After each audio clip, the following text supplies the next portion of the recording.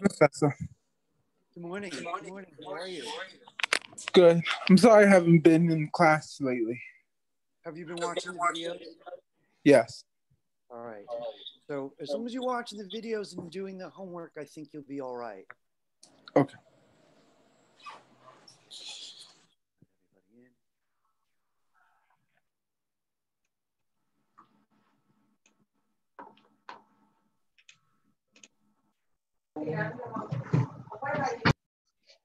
Just letting people in. Thank you, everybody, for being patient. Got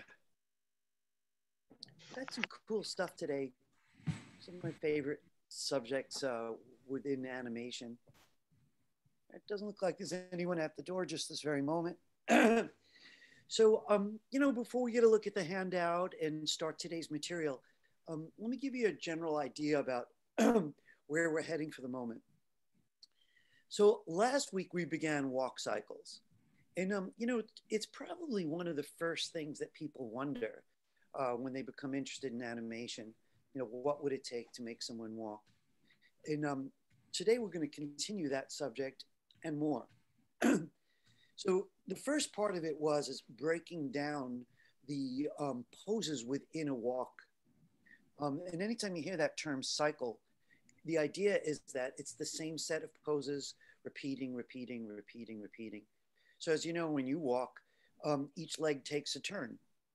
And so the poses are sort of based on that premise. If you can get one leg to take a step, the other leg to take a step, you've completed a cycle.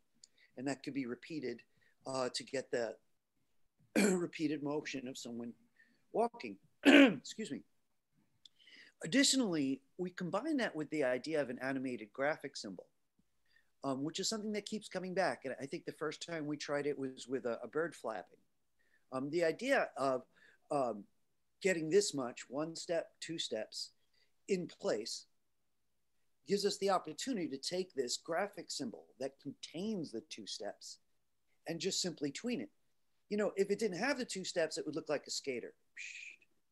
But, because we're just tweening it from one side of the screen to the other. But since it has the built-in steps, it appears to do this. So if someone had to take 16 steps to get from here to there, there's really just two repeating. You don't have to do all 16. So today I want to take that subject further. Last week, we combined the whole subject of walk cycles with a very technical subject, which is how would someone use artwork from Illustrator? Today, I want to do something similar with the question being, how would one use artwork from Photoshop? I want to pause for a moment on that particular topic.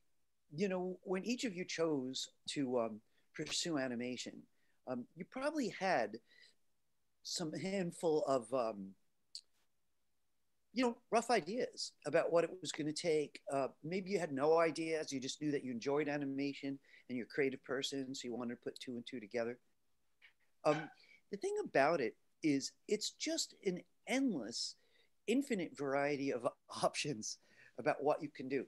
I have a friend who lives right nearby me who is a 24-hour-a-day animator. In fact, there are a couple, and they're both animators. And she seems to me to be obsessed with giving her students a taste of everything she could think of. It must be a terrific class and wildly exhausting. But it's like, how would you make an animation out of collage? You remember collage? You might not have done it for years, but what if you just cut out pieces of photos to make the limbs? And how would you animate that? By the way, I love that stuff. And I could think of at least one really famous animator whose career was largely based on collage. But then Photoshop, since a lot of young people love Photoshop, what would happen if I did my artwork in Photoshop? I brought Illustrator up first, partially because I love it, but also because it has very much the same tools. So it's a particularly convenient thing if someone is really into 2D animation, particularly in Adobe Animate, which is a vector program, meaning it has anchor points. So it makes sense to use a drawing program with it. that also works in the same logic. So I could draw in Adobe Illustrator and change my mind about whatever I want once I'm in Adobe Animate, since they have the same way of thinking. That's not the same if I'm coming from Photoshop. You know, if I'm making all my parts in Photoshop, I better get them right, because I'm not going to be able to edit them once I'm in Animate. It's a different story. Okay. Good morning again. I see people were chatting each other. Good mornings. And I'm going to just vocally join in. Good morning. You know, I do want to say something quick that I want to push. You know, we're frankly all lab together. Really, we only have a month more of this together. We only have 4 classes. But I'd say, you know, chat is a great place to support each other. You know, it's so cool. People say good morning to each other and stuff. But feel free to share anything you want in there, other than I'm going to Disneyland this weekend or whatever. You know, anything on point that's in any way related to what we do is more than welcome in the chat. Let's get a look at the handout to get us started. Guys, listen, I just want to say one thing. Human has nothing to do with really being a teacher.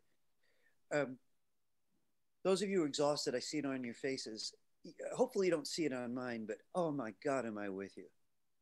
Really, I usually stay up very, very late working on lessons and that kind of thing, and get up very, very early. I finally reached that point of the semester where I'm like hitting the alarm clock and you know, just what the hell?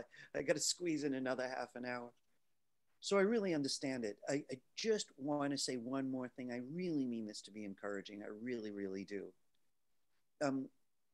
Maybe you've already figured out at your age, whatever your age is, that you have to figure out how much gas you have before you figure out the route you take. You know, you had a half a tank of gas and there's 2 ways to get to a party.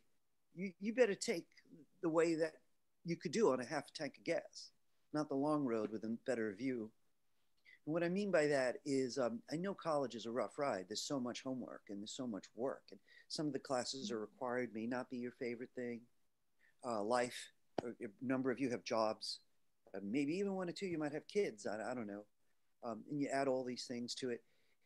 Yeah, you know, animation, it's got to be one of the harder choices that I could think of as an artist, but I could think of harder. I really can. I mean, if you wanted to be a dancer, you'd have to be dancing incredible number of hours. Your body would be bruised, and there's very little work. So, okay, same thing for musician. You know, in New York, we don't have live music much, you know. So, you know, musicians are constantly scrambling for work. So say in terms of animators, you're a step ahead in that regard. There's more work for you than, say, illustrators. You know, because, and, you know, you see the credits when you see an animation, how many people are hired. You know, illustrations often done alone, you know. So there's work. The thing is, though, it's still competitive. So you have to figure out, especially late in a semester, where can you save energy? You know, how distracted are you? Like, how many of you are online right now looking at something else that has nothing to do with this class? I'm not asking you to confess, but I'm asking you to face yourself. You know, you watching an animation right now? I don't know. You got to figure out how to consolidate, because your dreams are worth it, you know, but they're not going to happen in any casual way. You know, this is not a casual field. You know, in my next life, I'm coming back as a mailman. That strikes me as nice and casual. I love the idea of being by myself and rolling my little cart. So anyway, let's get it together. All right, I'm going to share my screen.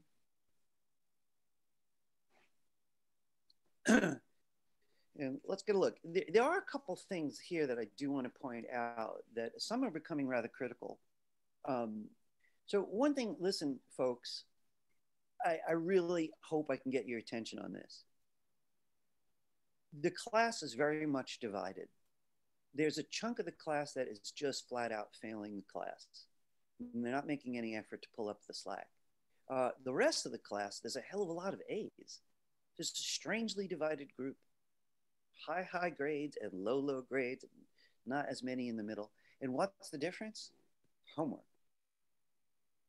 You know, I'm probably going to give everyone a 1 homework amnesty. I did that last semester, which basically means I'll take your lowest grade and eliminate one from your average, bump everyone's grades up a little bit. I'm doing that because I know my class is difficult. But if you take a look with me on the handout to see how many homeworks there were so far, 1, 2, 3, 4, 5, 6. That's 6 homeworks out of 11 weeks. That's really not that much.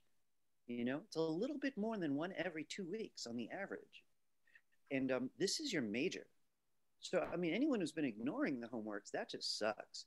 If you hadn't done the homework because of computer issues, that's another story. So anyway, to help people out, I gave the longest extensions beyond deadlines. I've recently stopped taking class 2's homework, just too old. Class 3's homework. Now, if you just got a computer, something bizarre happened, I may already know about it. I'll probably give you a little extra room, but you'd have to send me an email and ask. By and large, I'm not accepting class 2 or class 3 except in the most dire of circumstances, and they have to be out of your control. I am still taking class 5 because there was 2 weeks there anyway, so I'm extending that a little bit further. Next week, I'm not going to accept class 5 anymore after Friday. I got 1 more week, and that was an easy one. It was the first classic tween. It was about 2 balls interrelating. If you want to catch up on homework, say you missed this one, you know how to find it. Go to the homepage right here.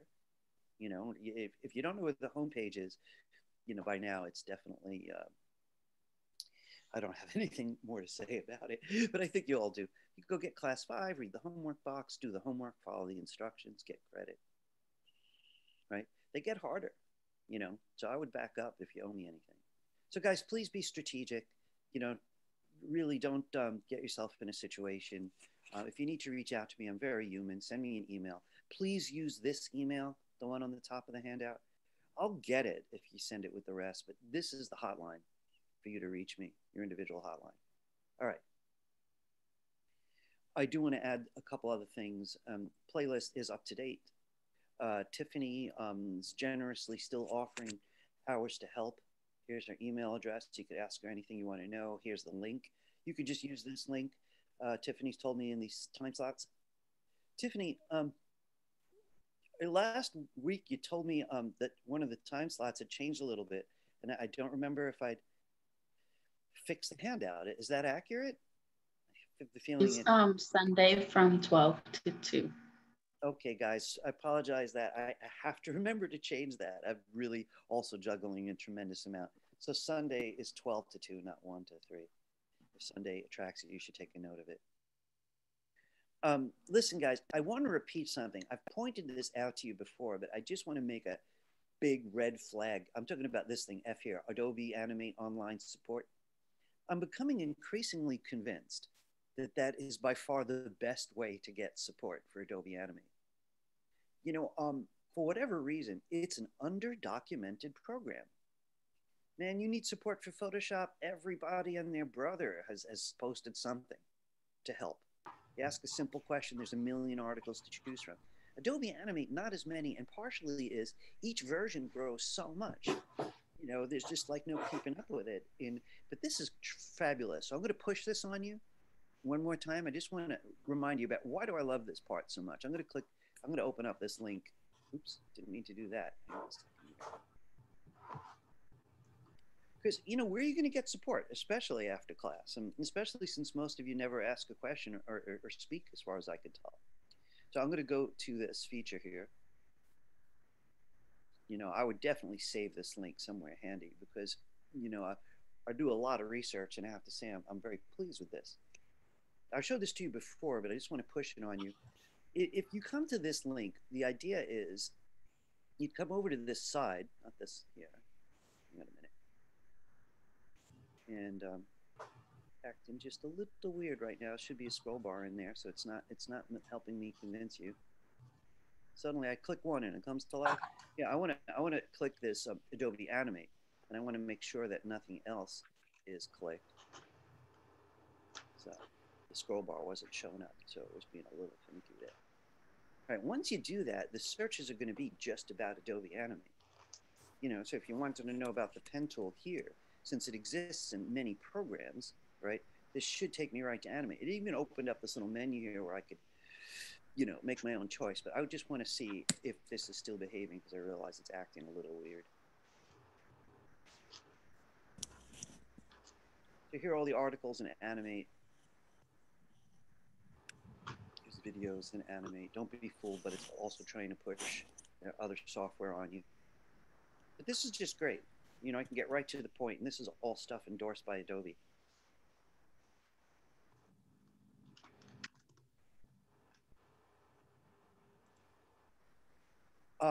Folks who are just showing up, you didn't miss a hell of a lot. You're okay. I would rather you try to come on time, and you must have been on a very slow train from your bedroom to your computer. Commuting's rough. Sarcasm is nasty. I'm exhausted.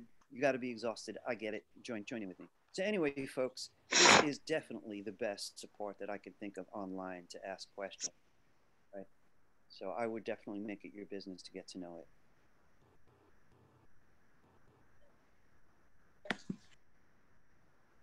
Hey, folks, are you hearing me okay? Am I like kicking out now and then, or is it fairly smooth? I can hear you well. All right. I'm getting these little unstable internet warnings. Oh, you are cutting in and out for me. Yeah, you know, I always try to keep an eye on it. Every now and then I'll just pause. It's because I'm getting some kind of warning on my computer. But let me know if, you know. I can hear you just fine. I'm not gonna lie. I'm a little weirded out to see you shaved. You know, you're the only person with the courage to mention it. I saw a bunch of students scratching their head in my other classes, and God, man, I don't have the courage to go to a barber right now. Like COVID is gotten so bad in New York again, and I happen to live right next to one of the worst neighborhoods in all of New York City, like a serious red zone. So I'm really not wanting to go to the barber, and I'm feeling so shaggy. All right. Anyway. Yes. So anyway, guys, if you missed all that, this is the feature you really want to know to get help. I already talked about the extra credit project. Anyone who still wants to do it, I'm going to leave that open to the very end of the class. And one would go to the class 9 handout. It even comes with its own video. Okay. I want to tell you exactly where we're about to head. And if you want to get the assets in the meantime, in fact, let's just get those assets. So as you already know, same all the time, you can get assets either from this page or back from the home page. Way up here where it says get our assets is a way to do it from here. Or you could do it from the home page. Class 11 assets is what we're talking about. Once you've downloaded them, you might want to go have an immediate look at it. And you know, again, like I always say, I'm not big on working in downloads. So I'm going to put my 2D Class 11 assets folder on my desktop, and I'm going to go there and get it. Bless you. I think I heard sneezes there. Oh, sorry, my mic was muted. No, that's all right. That's perfectly all right. Okay. I want to mention two things that are going to happen here. You know, this one we saw last week, Walker, Muybridge, all, right? And this is how it looks. And we're going to talk about this in a minute, but I do want to point something out. So everyone in here should have either come to class or have watched the video. You know, guys, I really don't want to sound aggressive because I don't feel aggressive. I want to be like, you know, in those martial arts movies where the young person apprentices to the master and he makes them stand on one leg for 3 days. He doesn't do it because he's mean. He does it because he knows what it takes, right? So I really would like all of you to have the creative lives you're after. So if you miss a class, you got to take it on the video. Yeah, all right. So last week we went over this, right? And we were talking about Muybridge, and Muybridge is spelled M-U-Y, bridge. And just about everybody in the arts knows who Muybridge is. And you can see way down here that this is 1887, so that's 133 years ago. And, you know, early photography. And yet he figured out how to follow someone, you know, right from the side, just like a moving camera, and break down motions that people always wanted to know about. Now, I've focused on these four that I took the Muybridge and put these red boxes around because these are the four that represent the minimum number of poses for an animator to make someone look like they were walking. And last week, we used a kind of cartoony illustration to imitate these same poses. This week, we're actually going to use Muybridge and make an animation out of these four, particularly these four photographs. Now, before we do that, though, let's take a quick look at this. Now, let's stop for a second.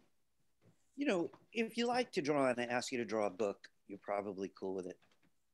You know, I ask you to draw a hand, that's, we all know, a little bit more challenging, right?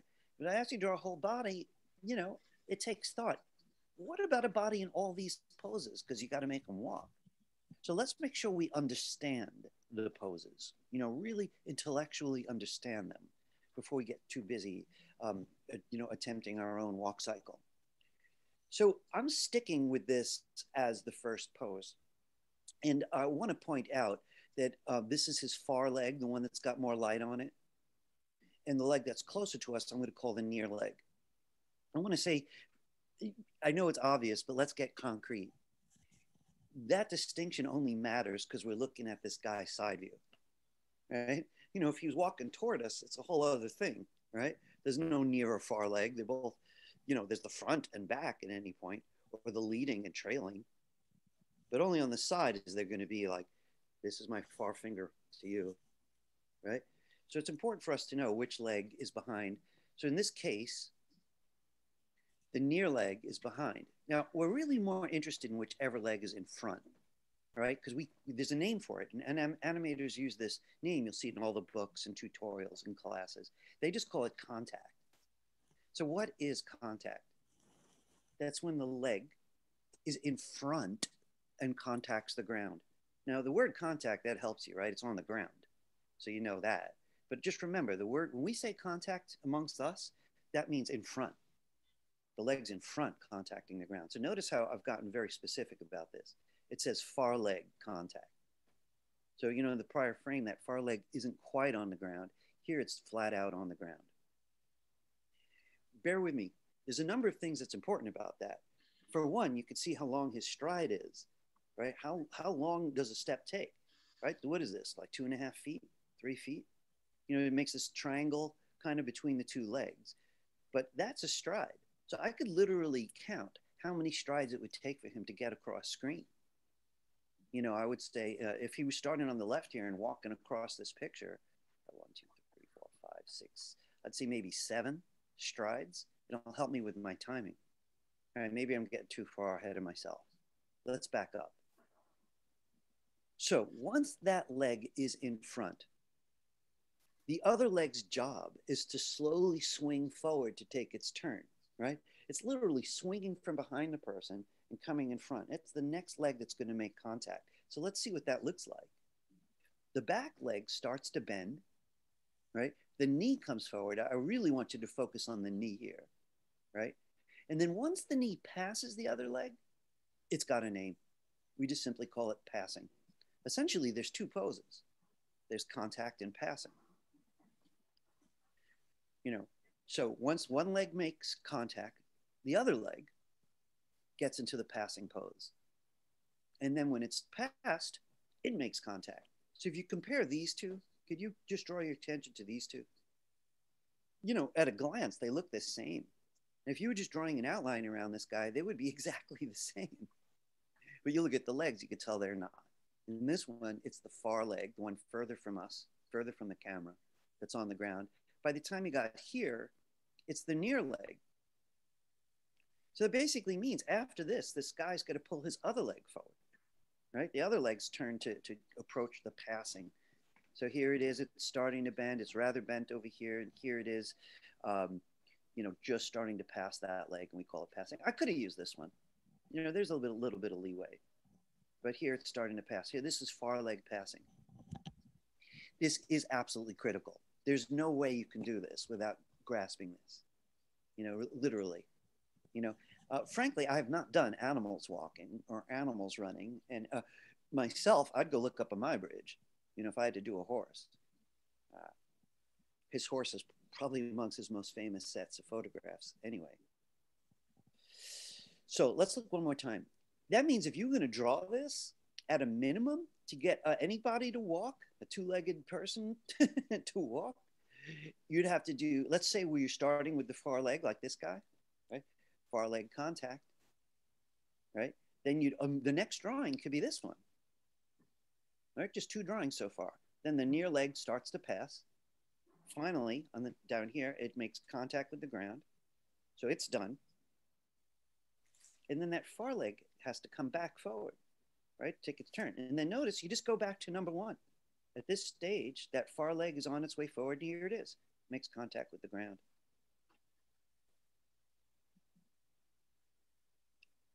In 1 minute.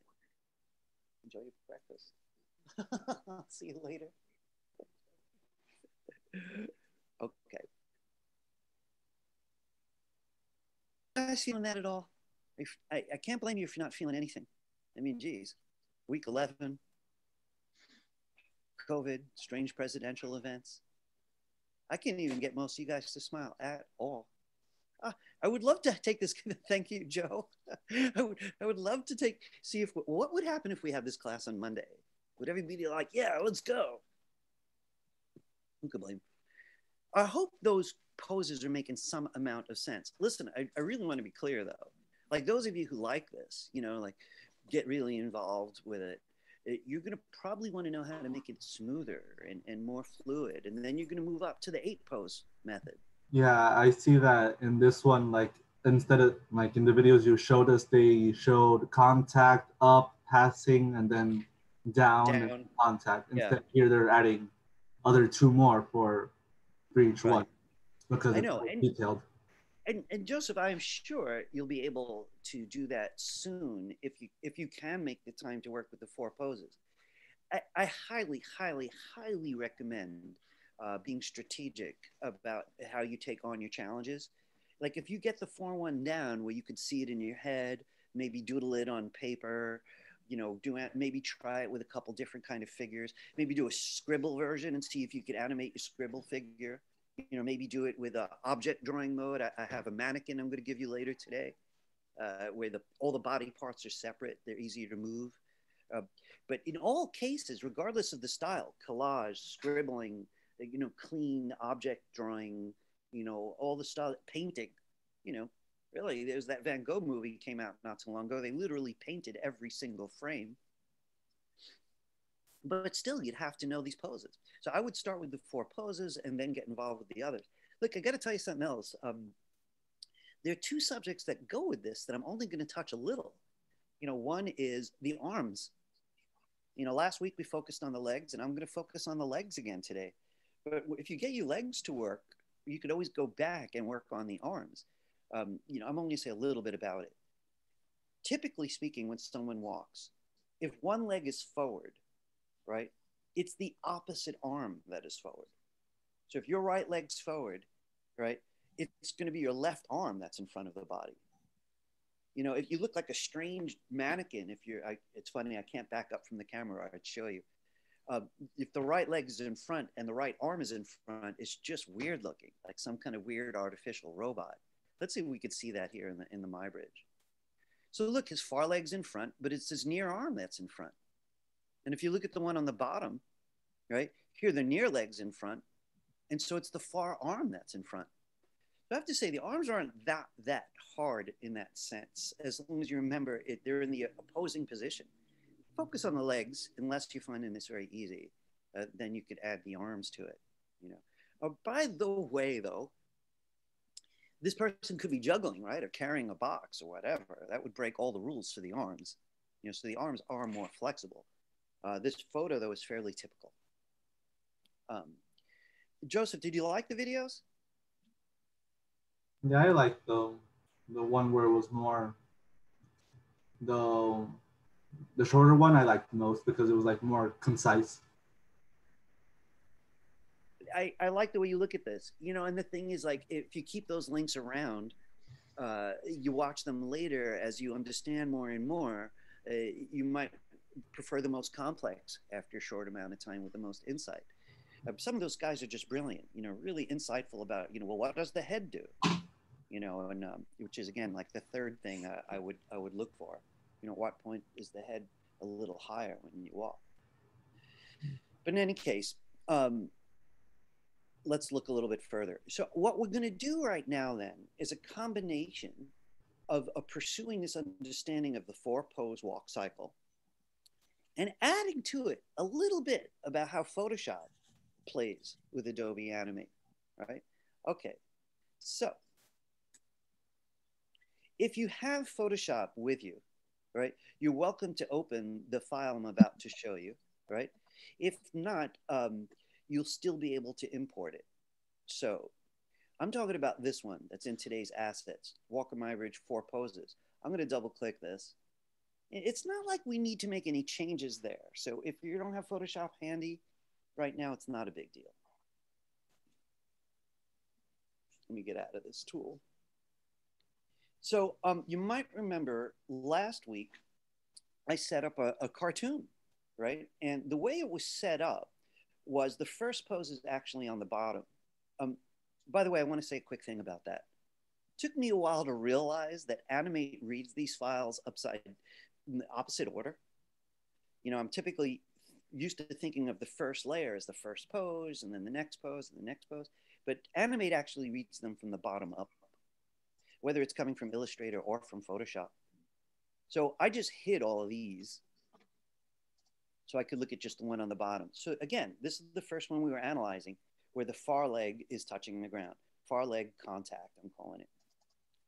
But right after that, it's the back leg, right? The near leg in this case, that has to go into the passing position, right? So that back leg now is starting to head forward. The near leg, the one closest to us, is passing, right? And then once it actually swings forward, it makes contact. So here's the near leg making contact with the ground. To complete one cycle, right, the far leg has to approach the front. So there's that far leg way back there. So the next pose then is this, right? The far leg's got the knee in front, and then the whole cycle would come back. That far leg's about to make contact. So it just plays over.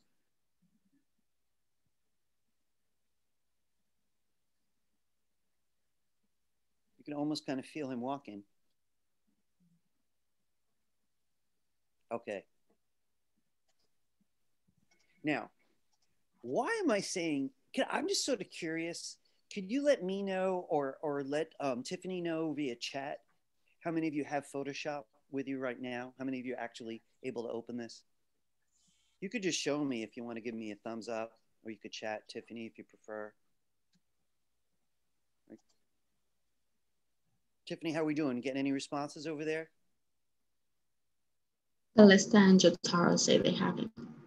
So it looks like maybe half the class at most. Don't sweat it, right? I just want to say a fast tech software thing. You know, if you have Adobe Creative Cloud, you have access to Photoshop and Animate and Illustrator and Premiere and all sorts of goodies. But we don't really need it today, so don't stress about it. I want to show you a new method. So guys, again, I hope I'm not overdoing technique with you. That was all concept, but I want to say something about technique. Can you hear me now? Yes. Folks, I'm gonna cut that conversation off. We lost a lot of time. I apologize. So listen, I have a solution and some information, right? So Adobe has taken several of their programs and designed them for resolutions over 1900 pixels on the screen, which was a stupid decision, because so many people have computers that are not capable of those high resolutions. And it took me a while to find any articles that made any sense, because people are not comfortable talking about this kind of thing. And it's pretty clear that Adobe's aware of it. It's not clear whether Adobe's going to do anything about it, because they have a close to a monopoly. And even if we're talking about this set of programs, Affinity, that I never heard of, which may be wonderful, I'm glad to hear that Adobe has competition, because whenever there's no competition, stuff like this happens. Adobe has just ruled because they buy their competition. So they destroyed Quark, they destroyed Macromedia, they destroyed company after company, and now they don't have to pay attention. So maybe this company you mentioned will put a candle under their feet. So I want to tell you the upshot about it, right? I need to spit some stuff out because we lost over an hour of class. So Just let me say what I need to say. So here's the deal though. Animate still works on the lower resolutions, except for a few features. For example, we've seen before that when you're trying to export an animated GIF, we weren't all able to see the features at the very bottom. And as I said, that even happens in the school labs, which is just bizarre. And everyone's finding workarounds. For people who import PSDs, we just discovered it's a small disaster area for some of us. So I just want to say something practical, and then I have a practical solution for today, which is fine. So here's the lowdown. None of us had problems bringing in separate images into the library. The problem was only bringing in a layered document into the library. It's a fancy approach that I use very, very often, but not everybody does, where I bring in layered Photoshop documents, but I also bring in layered Illustrator documents. Strangely, I chose not to do that last week. You know, we brought things in a different way, I think, but we could just work around it. A lot of people have never even known that that feature exists. So what I did on the break to deal with it was I created 4 separate JPEGs, one for each pose. So it's going to be a couple of extra steps, but some of you might even prefer it. So let me just back up for 1 second, just to be clear about one thing. This problem was not your cause. You did not cause it. I did not cause it. I hate to point fingers, but Adobe definitely caused it. You know, they really cannot design whole software packages for people with high definition resolutions. They're looking for people with over 1900 resolution. And the rest of us, as I said, could see 90% of the program. So you don't notice until you bump into the other 10%. So I don't know, maybe they'll fix it. A few people switched to last year's version of Animate. I saw all over the internet because it seemed a little more friendly in this regard. I have doubts about that. I wouldn't do it. There's a lot of cool new features. This one big flaw, right? So what we'll do together this semester, you'll help me learn also, is we'll figure out if I bump into more features that don't fit on your screen, I need you to communicate. I want to thank a few of you who actually piped in today. I know people are very shy, but you know, frankly, it's like everything in the culture. If you don't talk about what's not working, you don't have any right to complain. You know, your generation, luckily, has been very loud lately, complaining about things that are flat out wrong in the culture. So you might see changes in your lifetime, the way that my generation saw changes in my lifetime. It's the same in the classroom. It's the same at school.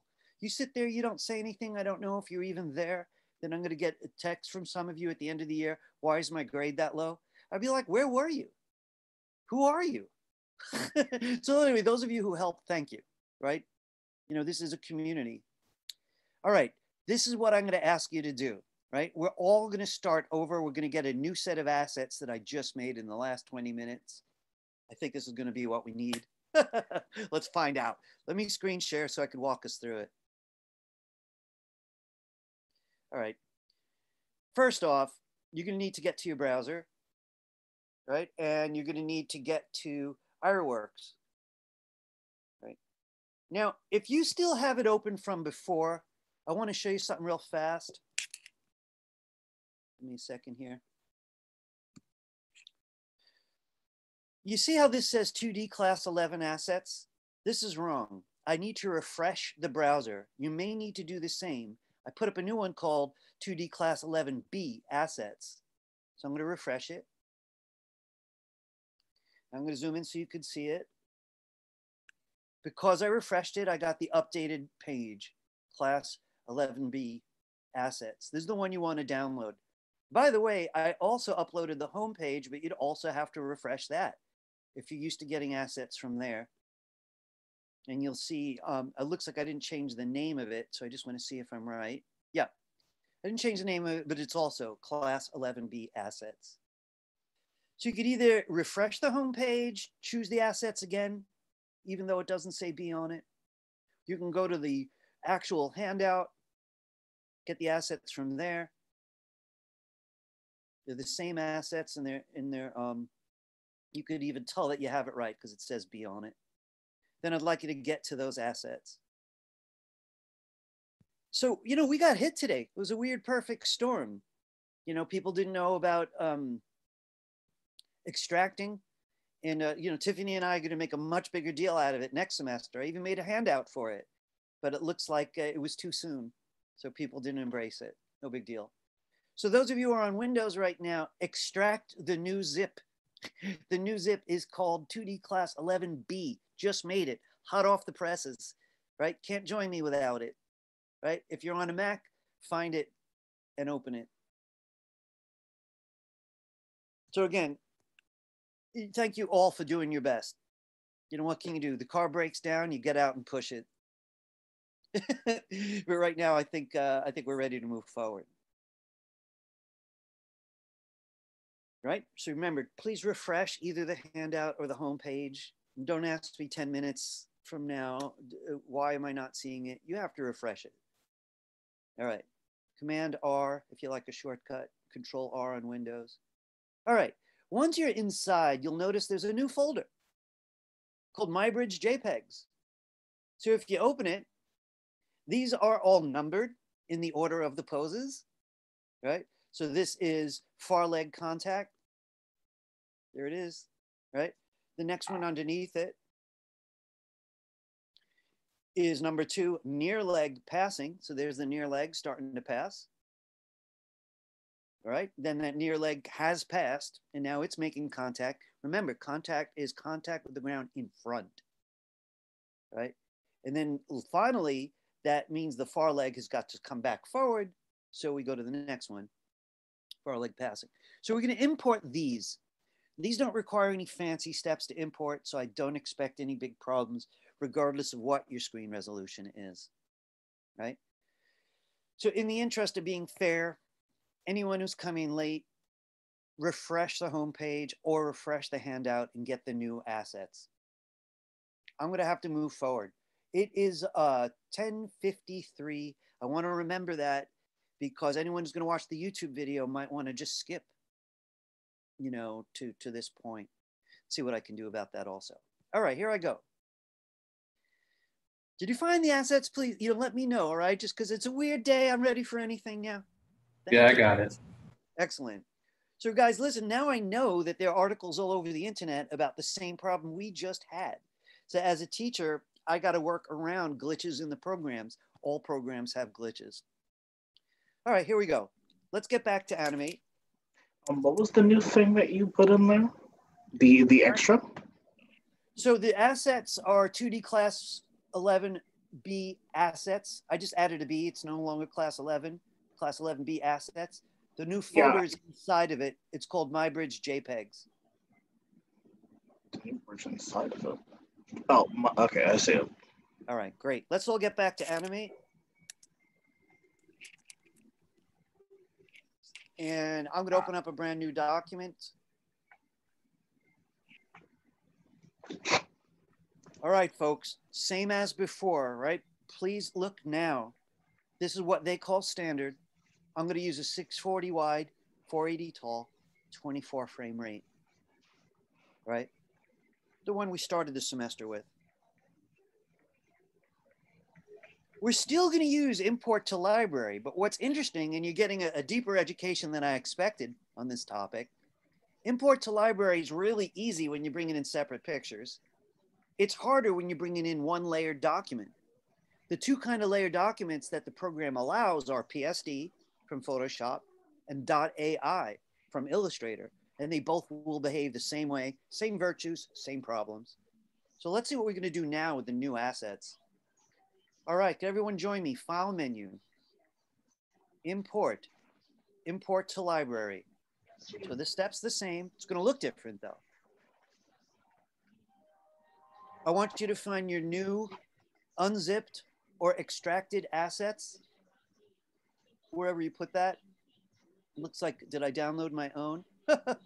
Give me a second to catch up with you. I had to do a lot and faster in that break.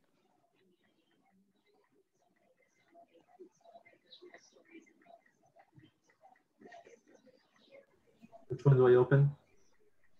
Give me 1 second.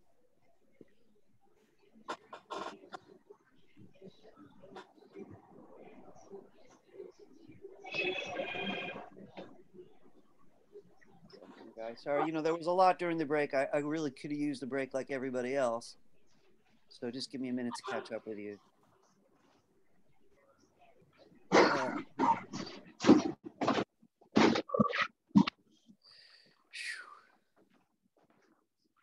I'm sorry, guys. Mine looks different than yours, so just give me a second.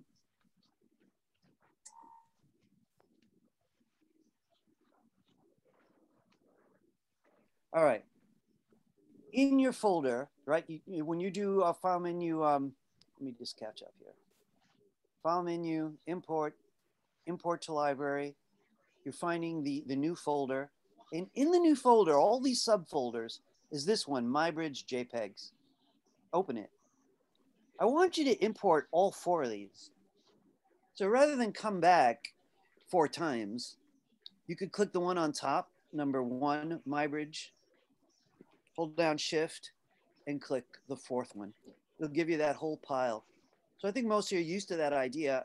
If you click the top of any stack, you could hold down Shift, click the bottom of the stack. Now you're ready to open it, and that'll put it in your library. There they are. Huh.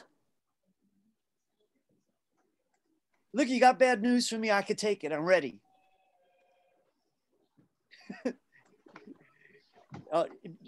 Tiffany's going to check the chats on our behalf. It's only allowing me to take 2 pictures at a time, not all 4 of them. Fine, then go do it twice, Marilia. You're going to have to fend for yourself a little bit, right? Just everybody get all 4 in there. All right. I'm going to move forward. Now, here's the idea. I would really rather make a symbol out of this so that he could take as many steps as he needs. You know, this is just 2 steps worth. So I need to rig it up as an animated graphic symbol for us to be able to use it. The method I'd intended today was a little more automatic. We're going to get all manual about it right now. So I'm only delaying 1 more minute to make sure that everybody's got their JPEGs in the library. If you're having an issue right now, please chat us. I'm going to set up a breakout room and Tiffany can help you out in a separate room so I can move forward. That was a brilliant idea, Tiffany. I'm going to do it if we need it. I just want to check the chats and see if anyone's having trouble getting those 4 JPEGs in. We've done importing before, guys, so this is not new. This is old. All right. Doesn't look like anyone's asking for Tiffany's help, so I'm going to move forward right now. All right. So what you should be seeing are these 4 in the library. And if you click the one marked 1, you'll see the little thumbnail, 2, 3, 4. How do we want to use them? Now, I'm not saying that I can't drag them right to the stage. I could. I just don't think it'd be that useful. I want to show you guys something new. Did everybody have a look at the bottom of the library?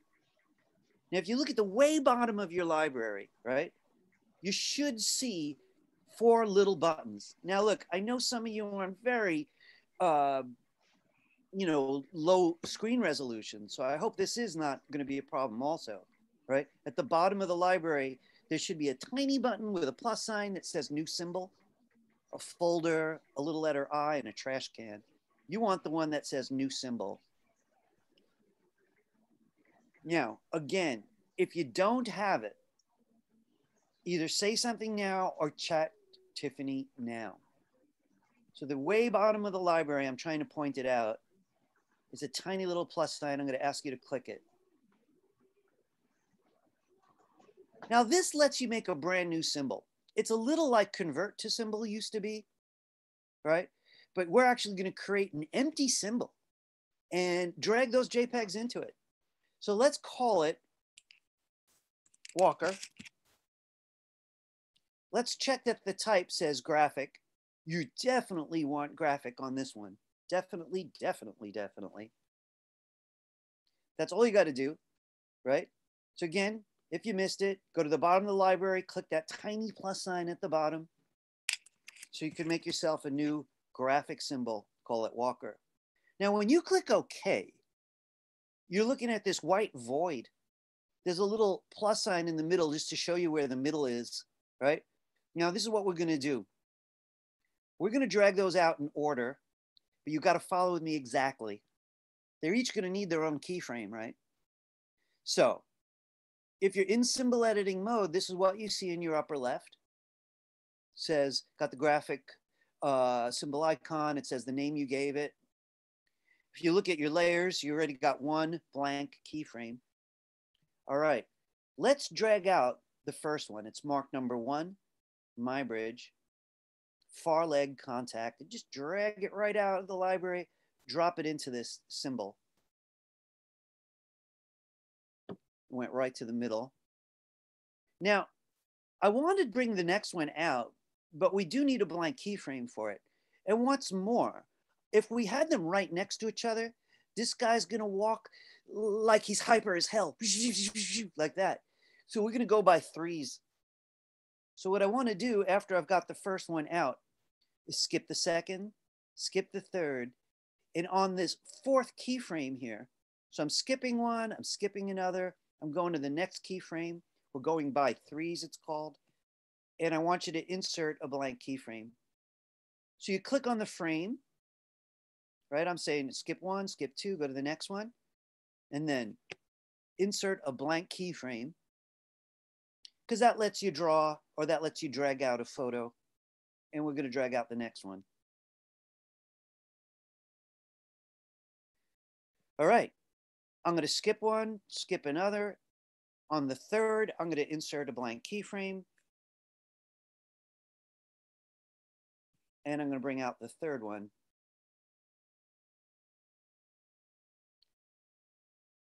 Again, skip one, skip a second on the third. So we're going by 3s, insert a blank keyframe. You always do this when you do a new drawing or bring out a new photo. And I'm going to take this one out. Now, the thing is, this is going to loop. So it's going to look like that. The thing is, the last step also needs a little pause after it. The first keyframe has a pause of 2 blanks. Second one has 2 blanks. Third is 2 blanks. So we're going to give the last one 2 empty frames by using F5. So if you look down here, I've skipped one, I'm on the next one, and I'm just going to F5. So if you notice, they're an exact pattern. Black keyframe, 2 regular empty ones, blank, a regular drawing, photo in this case, 2 blanks. Each keyframe is followed by 2 plain old frames. I did that with F5.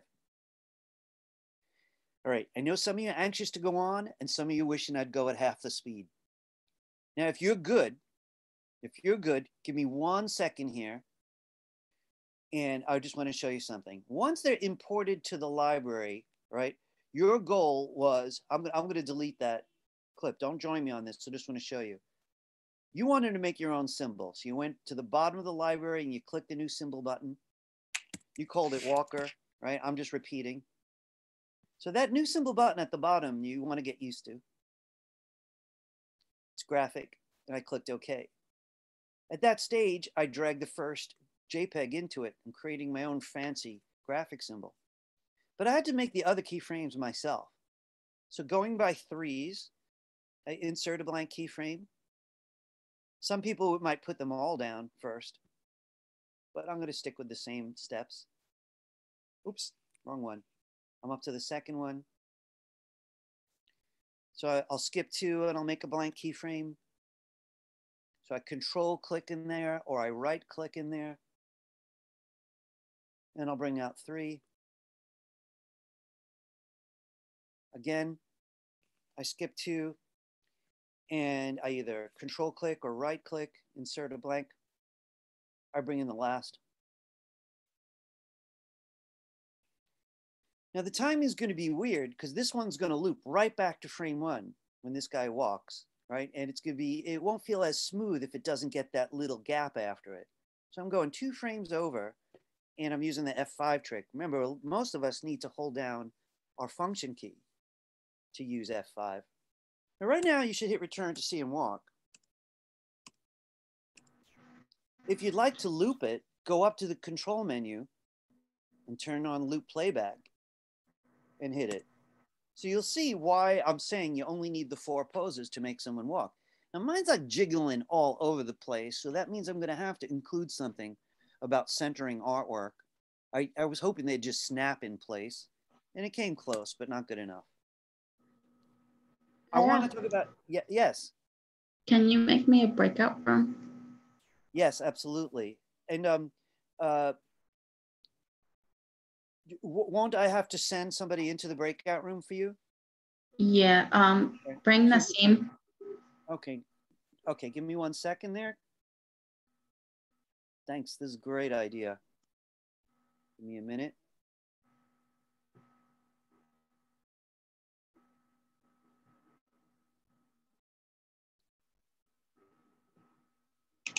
Give me a second, guys. Let's see.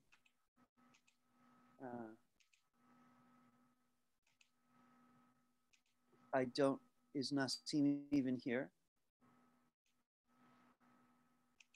He left. Tiffany. I just messaged him though, so he should be here. If he comes back, I'll try it again. He's not in the room. I don't see him, do you? No. All right, so I'm gonna have to drop it. In the chat, which is weird. I think he just got back. Give me a second.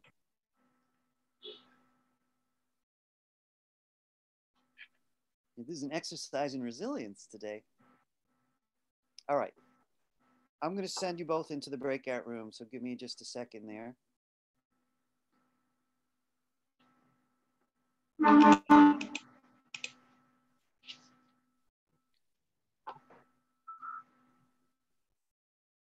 Sorry, guys.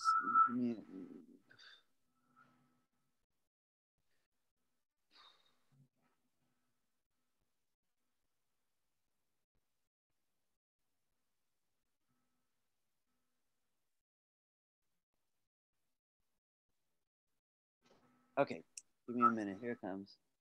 I'm on. All right.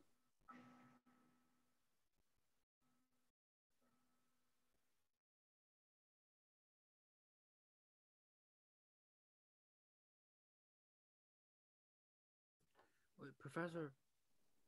Yes, you have to give me a minute, please. I just have a question about the timeline. Hang on. Tiffany, I sent you in. Are you not getting a notice? Tiffany? I guess her image is still there. Huh. There she goes. All right. Okay, sorry about that. Yes, the question. Can I just screen share so you can see it? Who's asking? Ben.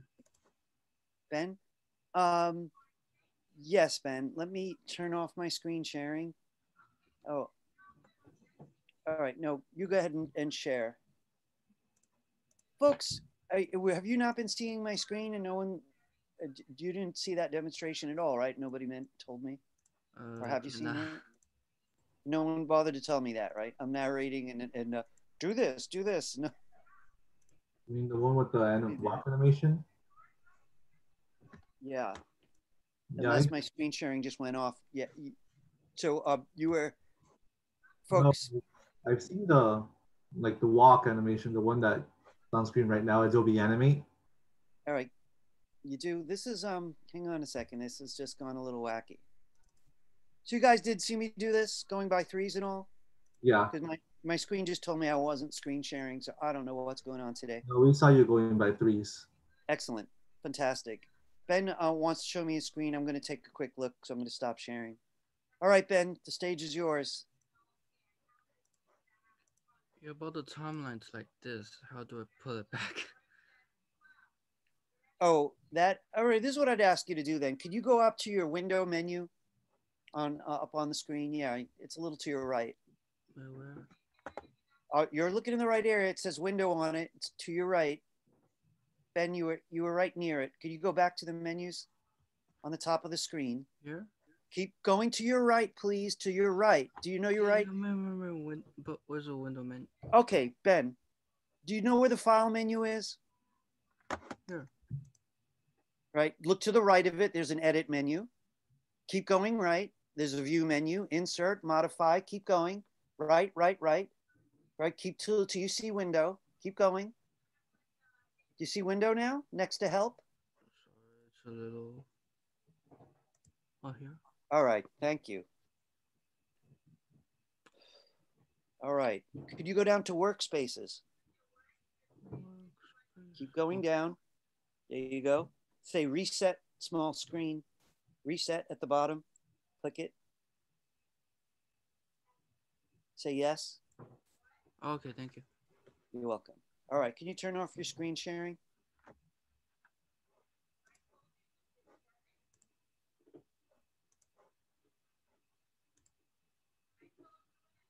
Okay, guys. All right. I have no idea what's going on today. It's the single weirdest day of the last year of school. So I hope you're with me. If you're with me, this is what you're seeing. You're seeing your 4 keyframes on the timeline. In the upper left, it says the name you gave the graphic symbol. All right, and that means you're in symbol editing mode.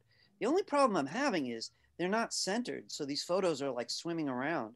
So I want to show you guys something from the window menu here again. And it's called Align, window menu Align. If any of you love shortcuts, it's Command K on a Mac or Control K on Windows.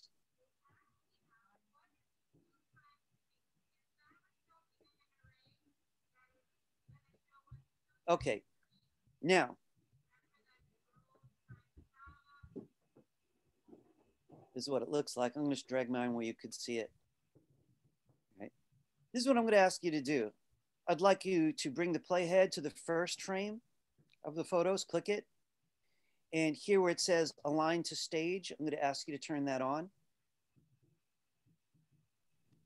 Now, if you look up top, this is centered. I'm going to move to the next one. I'm going to click the same one. I'm going to go to the third one. They all have align to stage on. I'm clicking this particular one that centers it. And I'm going to the next one.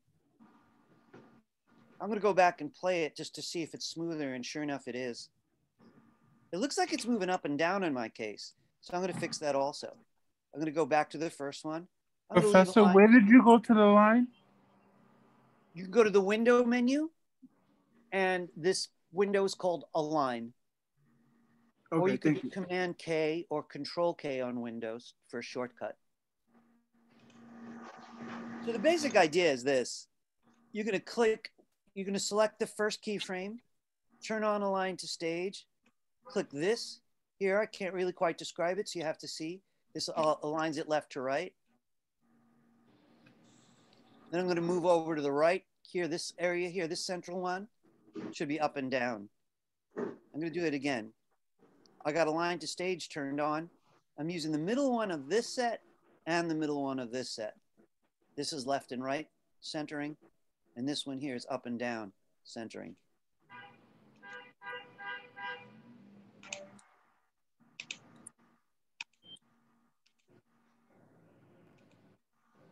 This should be perfect. You know, by the way, some people use Align a lot, so now you know it's there. It's got so many features though, right? It's like too many things to even look at.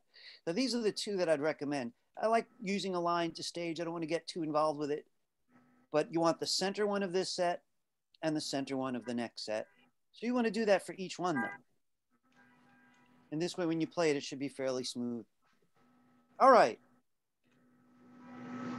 We've got a pretty cool loop. I want to show what we can do with it. Let's get back to the main stage. So remember, to get back to the main stage, you come to the upper left and you click this back arrow until you see scene one.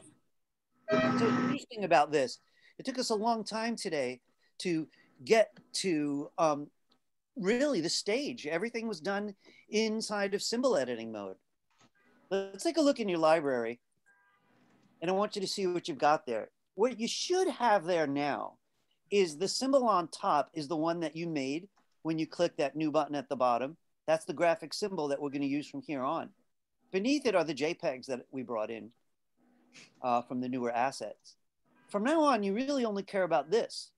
So be sure you're back on the main stage. Remember, if you look in the top left and it says scene 1, you're in the right place. If you look in the top left and you see the word Walker, right, then you're still working on inside the graphic symbol. I'm ready for the stage now, so I'm going back out. At this point, you just drag Walker out. Now, you might remember last class, we did a similar set of steps in a way. We brought out the graphic symbol that had a cartoon in it of a walker, right? And we chose to make a landscape come toward it. So we kind of left that graphic symbol just smack in the middle of the main stage, and everything else did the work. But we did need a bunch of frames. Now, if you're on the main stage, stay there. I just want to make a small point. If you were going by threes with me, yes. Can you show the align thing again? It's not working for me. Yes. Guys, hold on. You know, I really have to help brave people who've stuck with me through this bizarre day. So, Joseph, make sure you're inside the graphic symbol, right? If you're not sure, double click it in the library. I'm going to mess mine up, right? Just so I can show you what align's really going to do. So I'm actually messing it up purposely. Yeah. All right. You get a line from the window menu. It's here. Or Command K or Control K. You want to turn on Align to Stage. Check it. And then you want to go to the first keyframe. And that automatically selects the art. So you can click this second one. There's another set here. You're going to click the second one there too. So this is left and right. This one here is up and down. I'm going to go to the next keyframe. Left and right was fixed. There's up and down, fixed. I'm going to go to the next one. Joseph, is that working? Yeah. Great. So I'm clicking them both just to make sure that they're all lined up. I don't think we'll need a line the rest of the day, so I'm just going to put it away. And then going back inside. All right. At that stage, if you haven't already, you're going back to the main stage and you drag it out. All right, let's do something simple with this, right? Get back to a little bit of our... We have 12 frames total, right? One more time? We have 12 frames in total, right? That's right. And that is a good question he's asking, because on the main stage, if I have less than 12 frames, he'll only walk. He won't complete the 2 steps, right? And let's see if that's true. I want to turn my looping off so we're not confused, right? So I'm just double checking. I went up to the control menu and loop is not checked. That's good, right? I'm going to put this over here, right? What I'd like you to do to try this out, could you just go to frame 6 on the main timeline and F5 it? Don't F6, please, just F5. You'll have a gray bar. So if you rewind it now, you could see it's looping, but it only loops this far. Sorry, I thought I turned looping off. There we go. You see how he only gets that far? In my case, I happen to be on frame 6, actually. So if I go a little bit further in F5, he's got room, right? So he's almost there, right? So you really want to make sure you have at least 12 frames. But I'd like him to take a bunch of steps. So instead, could you go all the way out to 36 and F5 there? Remember, the steps are actually inside the graphic symbol. The way it works on the main timeline is he'll loop, but only as long as the time that you make available. So if I give him a second, he'll loop for a second. If I give him 5 seconds, he'll loop for 5 seconds. It's a small point that he actually needs at least 12 frames to take both steps. But once you're here, you should be able to check him out walking along. And you can see the longer I give him, and this is the virtue of all that work, even if you went all the way out to 3 seconds and F5'd it, he takes as many steps as he needs. All right. Let me get back to where you guys are.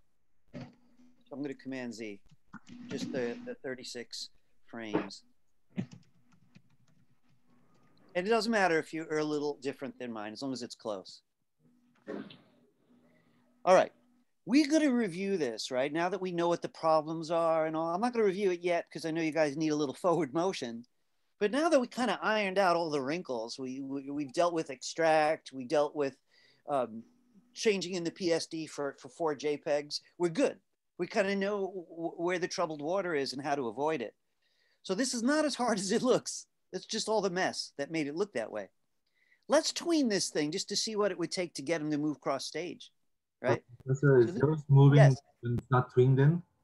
Can you say that again? Is yours moving when it's not tweened in? Like just pressing F? Yes, he's going to move in place if I don't tween him. So you know what's interesting about it, Joseph, is like if I give him a few seconds, right? But really he only lives in frame 1. He's not tweened. He'll walk in place. Oh, it's because mine isn't moving. That's why. Yours is not moving. Yeah, it just stays in frame. Gotcha. I think you need to screen share with me. Let me stop sharing. I mean, you're very good at this, so I'm kind of assuming that whatever you come up with, other people may make the same error. So if you could screen share with me, I'd like to see your timeline. Can you see it?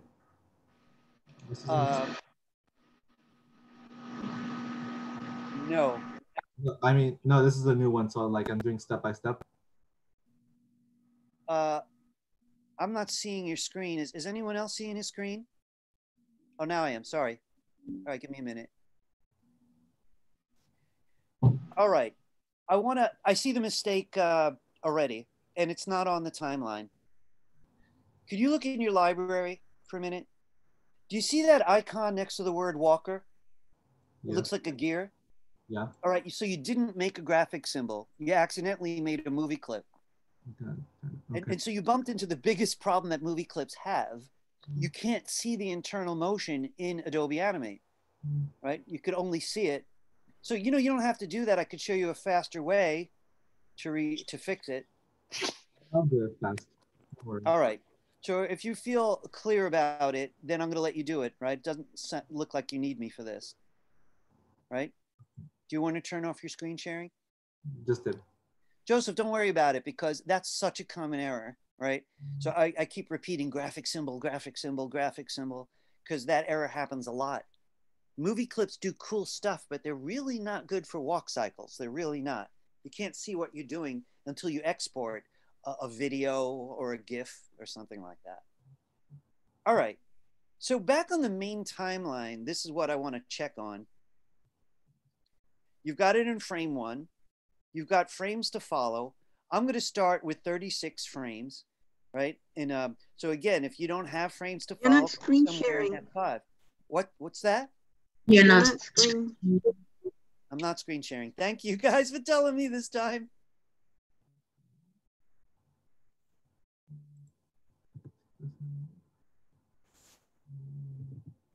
Boy, after the challenges today, I hope everyone's kind to all of us for the rest of the day. I don't want anyone to ask me anything after this. What's your name? I'm going to be like, I don't know my name. Sorry. Okay. So I'm screen sharing now. So basically, I'm back in scene 1. I've already dragged the clip out, right? The one that we named. The JPEGs are just sitting there now in the library. Dragged it out, right? So here I am back in frame 1. And I want to drag it all the way to the left wall. It's going to walk across the screen. Now, I do want to mention something quickly before we talk about how to tween him. But if you notice the length of his legs, if that's one step, then the other leg would hit about here on the next step, 2, then about here on the next step, 3, and then here for 4 steps. And it looks like he'd hit the other side. I'm judging by this span between his feet. You know, and if I'm right about that, then it would take about 48 frames. Well, actually, no, about 24 frames. Well, let's find out. I'm going to ask you to set yours up with 36 frames. We might have to modify that again. So remember 2 things. To add frames, click somewhere and use F5.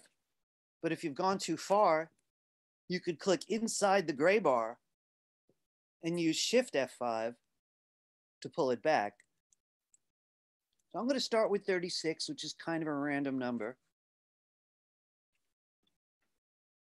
All right. When you're ready, go back to your keyframe and turn on your classic tween. So I'm going to the first keyframe, I right click, control click, and I do create classic tween. We see the old familiar comforting purple bar.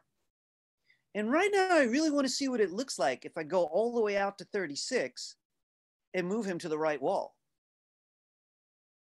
So I'm going to bring my playhead all the way over to 36, and then I'm going to drag him over to the right wall, just like he was a drawing. It'll make a keyframe for me. So in frame 1, he's still on the left. In frame 36, he's already on the right. I'm going to come back and play it.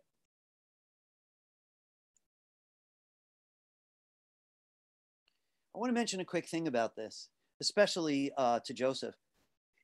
If I had done that with a movie clip, I wouldn't be able to preview it. But as soon as I made a GIF, I would see it, or a SWIF, I would see it, or a video, I would see it. The only reason someone would bother, because it's hard if you can't see it right in Animate, is because the movie clips would allow really fancy stuff like drop shadows and blur and blending modes and all this gorgeous looking stuff. But it's really hard to work with while you're in Animate. You're kind of working blind and then checking your output file to see if it all worked. So that's why in this class, we're sticking with graphic symbols. All right. Hopefully that worked. It went across the screen. Now, I tell you something though. I would really like to relive that. I know it took a lot, but it's created the impression that it's hard. And it's really not. So what I want to do is a quicker redo of this, right? You already have the extracted assets, the JPEGs we know work. So if you got lost along the way because I numbed your mind or something from talking too much, you know, or it's Friday, the second time around will be the sweet spot. I really would love it if you all join me on just a new one. Yeah, I could tell by faces people are on intense projects of their own. I'm going to do a review for your sake, though. And I think the second time, you'll just get it. I think it'll seem much more obvious. So. Professor, I have to leave right now. Sorry about that. You know, I understand, and you warned me, and luckily you caught the most important part. Yeah, Joseph, the YouTube video is going to go up a little later. Looks like I'm going to have to edit it. So it may not go up till tomorrow. Okay, right? But you're pretty good. All right. Sorry for anything. My pleasure. Thanks for contributing. Okay. Everybody, I'd like you to open a new document with me, right? So back in Animate, brand new. You'll see how much easier this is going to seem this time. Let's go with the same size, 640, 480, 24, and click Create. Brand new, clean slate. The first step was to get those JPEGs in the library. So you got a new document, and we're just going to do File Menu, Import to Library. I want you to find your way to the assets you already loaded, and I want you to get them all in. There's no reason why you shouldn't be able to do them all at once, but if you have to do them one at a time, that's on you. It's okay. Otherwise, click the top one, hold down Shift, keep it down, and click the bottom. Same on Mac and Windows, then click Open. Professor. Yes. Do we import as a single bitmap image or no? You're doing File Menu, Import to Library, and it doesn't give you that choice, Matthew. So would you cancel out of what you did and try it again? File Menu, Import to Library. And it's not going to ask you. You just you choose the 4 JPEGs. Which preset did you use? Which which preset did you use for the new file? All right, let me do this again because these questions are a little confusing. We got the blank document. You did File Menu, Import to Library. Please be sure you're choosing this one. It doesn't ask me for any questions whatsoever, and I'm choosing the 4 JPEGs. And I click Open. I'm on a Windows, not a Mac. Got you. So what's different? So when I get the input, it asks me, does it want it in keyframes and does it want it in animated layers? I don't think you're choosing the right documents. Are you choosing the JPEGs? Yeah, the 4 right. images. Matthew, I'm going to stop screen sharing. You're going to screen share with me, all right? Wait, I got to sign out of the chat and signing on my computer. No, I'm using Matthew, my phone. hang out. Matthew, wait a second. Tiffany, can you do a breakout room with Matthew? Yeah. Matthew, wait a second, right? You're going to be transferred. Don't go anywhere, all right? Okay. She'll help you out. This is the new thing. I'm loving it. All right, just give me 1 second.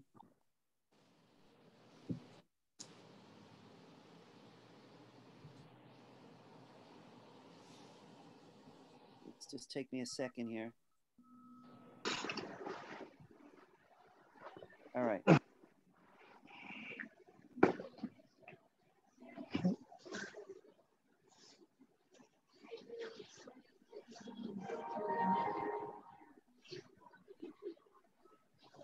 Tiffany, why are you not showing up on the list now?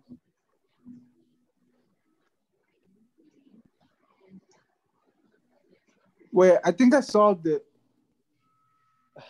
Yeah? Yeah, I got the images. All right, great. Excellent. All right, I'm going to screen share again. Oh, no, I am still screen sharing, aren't I? All right. Okay, guys, you should be seeing 4 JPEGs in the library. So what we're doing is avoiding those types of questions, right? You're choosing separate JPEGs. It only asks you those complex questions about bitmaps and keyframes if you attempt to bring in a layered document, a layered Photoshop document, or a layered Illustrator document.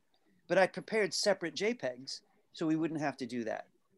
And it's something that anyone who's comfortable with Photoshop can do. All right, now here's the deal though. I don't want to drag them onto the stage right now, because if I did, for him to take 20 steps, I'd have to keep on dragging out JPEGs, JPEG after JPEG. You know, it's going to get very, very confusing, you know, and making all those keyframes. So even though it seems like an extra step, it's smarter not to drag these out to the main timeline right now. It'd be better to make our own graphic symbol. So here we go. At the bottom of the library, and I'm bringing the bottom up here so people could actually see it a little bit better. Bottom of the library, there's a plus sign. Please click it. We're going to call this one Walker, like we did before. Now, under type, please be really careful, guys. Graphic. All right, you gave it a name, you chose graphic, you click OK. Now, if you look in the library at this stage, you're going to see one graphic symbol with an icon I hope you recognize, and 4 JPEGs. All right. We're ready to actually use it. Give me a second here. Give me a minute. All right, sorry about that. Got a little confused. Sorry about that. Okay. Now, I'd like you to go to one marked 1. Now, when you asked for the new graphic symbol, you actually opened up symbol editing mode. If you look in the top left, you'll see the name you gave that graphic symbol. All right. If you're inside, you're ready to drag 1 and drag it on the stage. Then you have to make another blank keyframe. We've been going by 3s.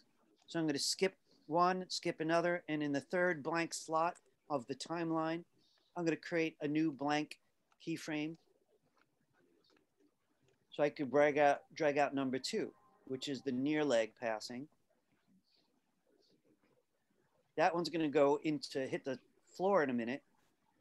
So I skip 2 frames, still going by 3s. I insert a blank keyframe.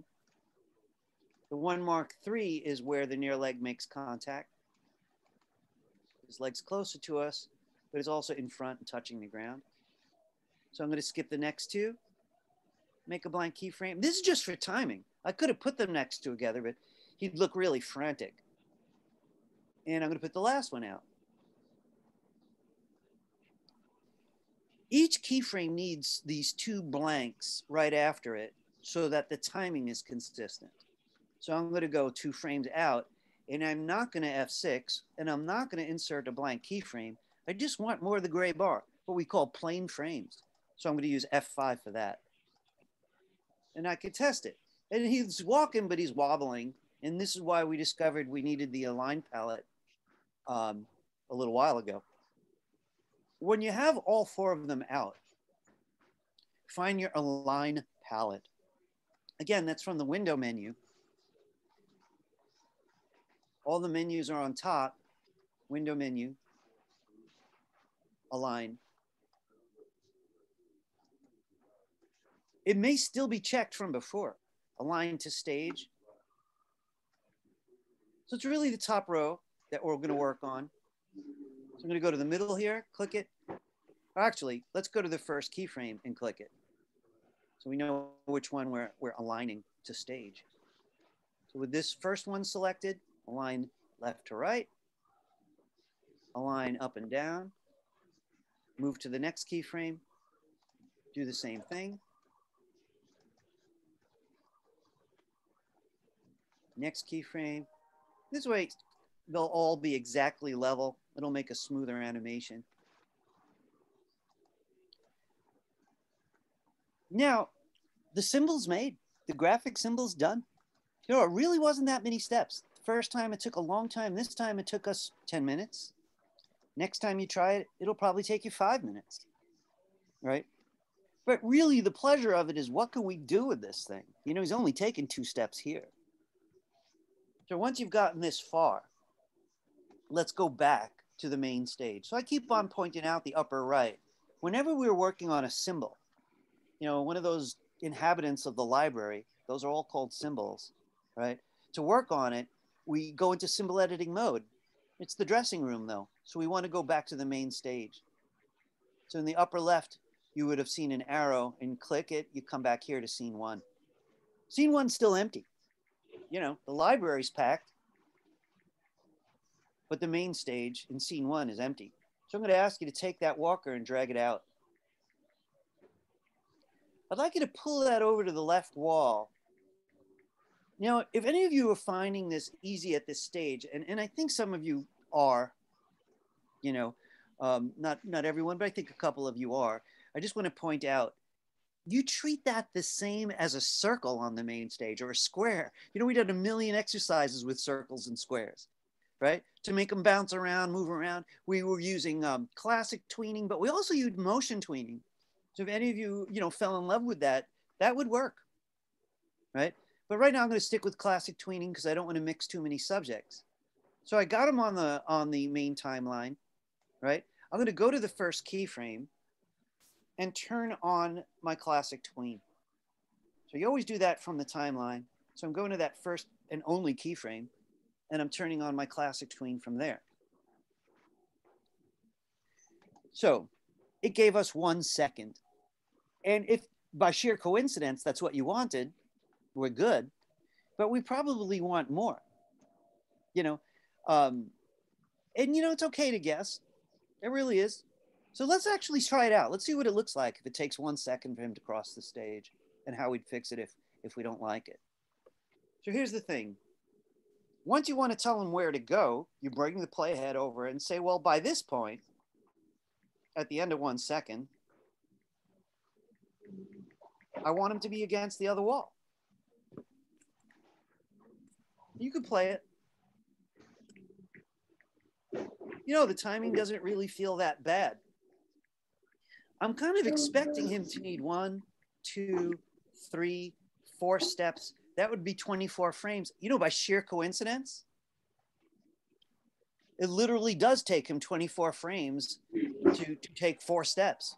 Remember, we set up 2 steps in the graphic symbol, and we know that's 12 frames long. 2 steps takes 12 frames, right? So that means 10 steps would take 120 frames to even fit it. So I don't know, that was just a lucky coincidence. Is anyone having a hard time on the main timeline? Anyone need a hand with the main timeline? If not, I want to do a couple cool things, and I want to actually attempt something using this same file. We worked pretty hard to get this off the ground. It's looking we got a little momentum, but I want to do a couple little things, make a few points about what you could do with this one, but then I'd like to talk about how you'd use it as a reference for drawing. If one wanted to, one could absolutely replace this with drawing. To give us a breath, I want to show you something a little separately for a moment. Have a look at this. You can look at my screen, but you also have a copy in the new assets and the older ones. I wrote extra Muybridge samples on a folder just because I wanted to show you this stuff and give you access to it. I got 2 different FLAs in there. One of them I made into a SWIF, and the other one I made into a GIF. Get a look at this, would you? Here's the SWIF.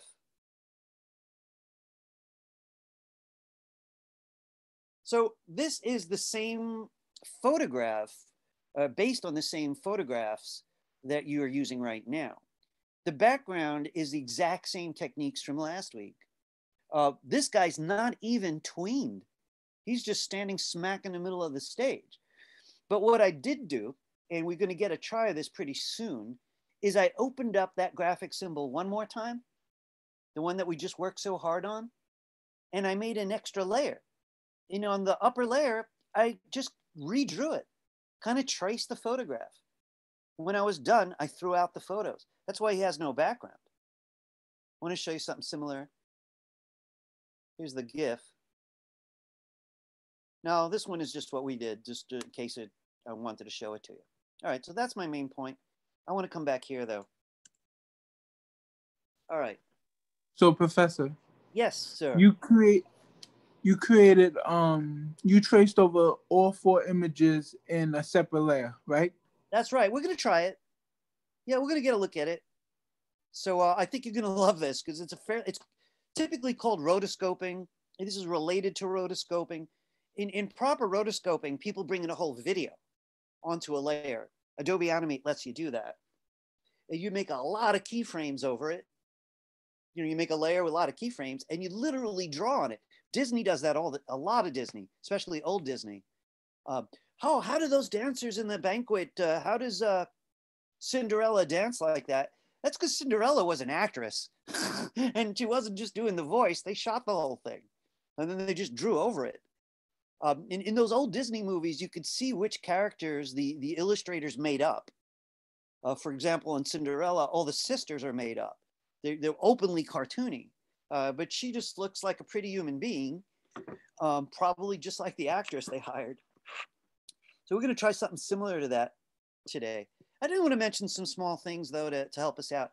Could everybody make sure nothing's selected? In other words, if necessary, just click on the empty stage. I'd like you to make it over to the properties palette.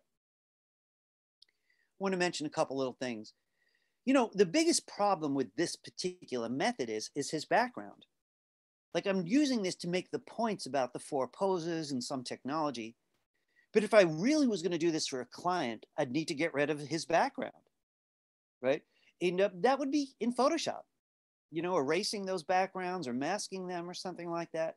But I want to just mention something just for the fun of it. If you click on the stage and you go over to the properties palette, so you don't want to be in the library then, you want to be in the properties palette, you'll see the stage box. So if anything's selected, that won't happen. But if you click on the stage, it will. Now, instead of using one of these colors, I'm going to bring this eyedropper that shows up all the way over to the Muybridge, and I'm going to borrow one of his colors. So there's all these beautiful neutral colors, but I'm going to borrow the background color. You know, and that's kind of cool. Feels a little bit more natural. I'm going to leave it like that for right now.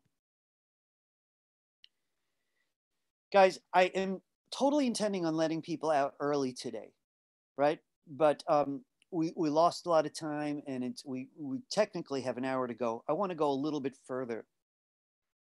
Yeah, so how did I do that? How did I replace it with drawing? Let's get a little taste of this. All right, everybody.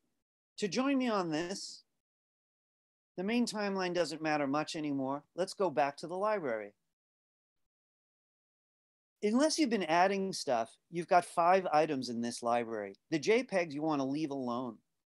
The one with the graphic symbol icon, which you might have called Walker, is the one we want. I'm going to double click that icon to get to symbol editing mode. So we're back again, symbol editing mode, right? And I see the layer that we left behind at the bottom. To base drawings on this, I need a new layer. I'd ask you to join me on this. So if you've not done that yet, please go to your library and double click the icon.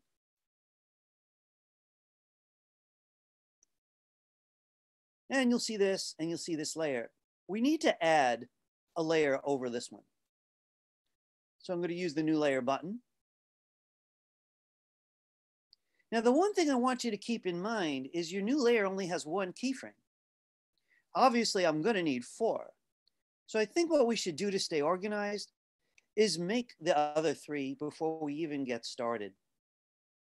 So you made a new layer, so you've got keyframe 1. I want you to go right over the lower layer's 2nd keyframe. Control click or right click to insert a blank keyframe. Anytime you know you want to put a drawing somewhere, you're going to need to do that, or drag a photo, or even put new music down. You're going to need a blank keyframe. So I'm going to come over here and do the same. Insert blank keyframe. And I'm going to go to the 4th slot and insert blank keyframe. So all I did was prepare so that I could do 4 drawings. You know, if I had a more talkative crowd, I would start a conversation so I could learn a little bit about how you guys feel about drawing. You know, what led you into choosing animation as your major. Because I got to tell you, if there's, you know, in a weird way, there's lots of kinds of animator, but 2 that come to mind is the one who doesn't draw. And I have 2 friends like that. They get the assets from the people who do draw, right? They don't do any of the drawing. They do the Google animations, but they don't draw them. So those people, yeah, it's a special crowd. They know everything about animation, all these tricks, and have great insight, but they don't draw. There's the other crowd that draws, but they don't animate. And if you're thinking, oh, that's what I want to do, that's what I want to do. Do you really? We're talking about a lot of drawing. This is going to just take 4 drawings, and it's going to take quite a while, right? The second one. The second one, Naftali. You know what? My daughter has a friend who just wants to do the backgrounds. And I know for years that's been a field. I'm very drawn to that because I'm a painter and I love doing that kind of thing.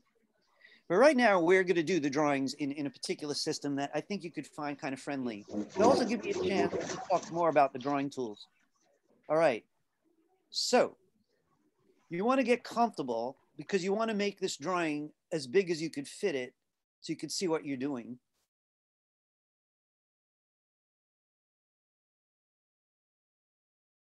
I often hold down the space bar when I want to move something around. And that's really just moving the screen around. Now, before I start drawing, I make sure the playhead is over the very first photo. And then I click the first keyframe because, man, would it feel terrible if you did the drawing in the wrong spot. So here we are, correct layer, correct keyframe. Now I want to make a couple recommendations. There are 3 brush tools, a pencil tool, and a pen tool. And everybody likes different ones. They're not interchangeable. The pen tool is a whole study of its own, right? So we're not going to do that. The brushes differ in a couple of ways. Some of them draw with your stroke color, right? And they're made for you to fill after. Some of them don't. They draw with the fill because they think you're going to paint like this. Oh, I'm making a cloud, right? So there's no outline at all, right? It's more the way a painter thinks. There's a new one called the fluid paintbrush, which is kind of gorgeous, doesn't work in everyone's computer.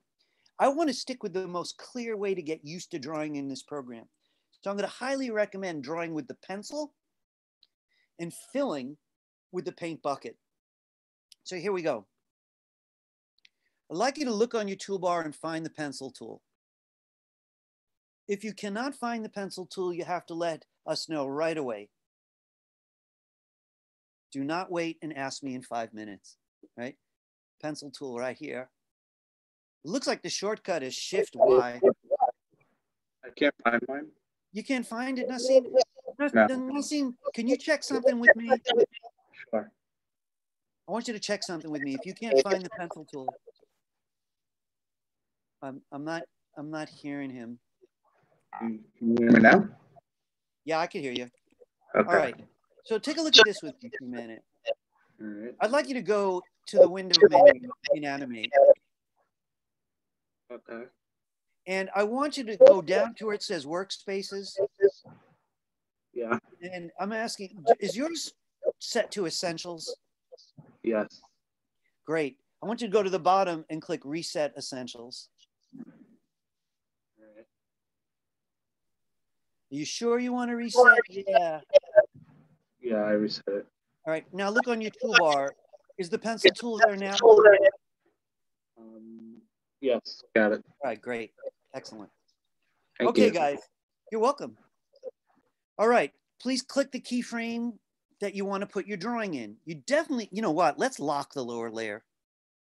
I'm sure you see the beauty of that, right? We don't want to mess with it. We worked hard to make it. So the lower layer is done. That's where the photos are.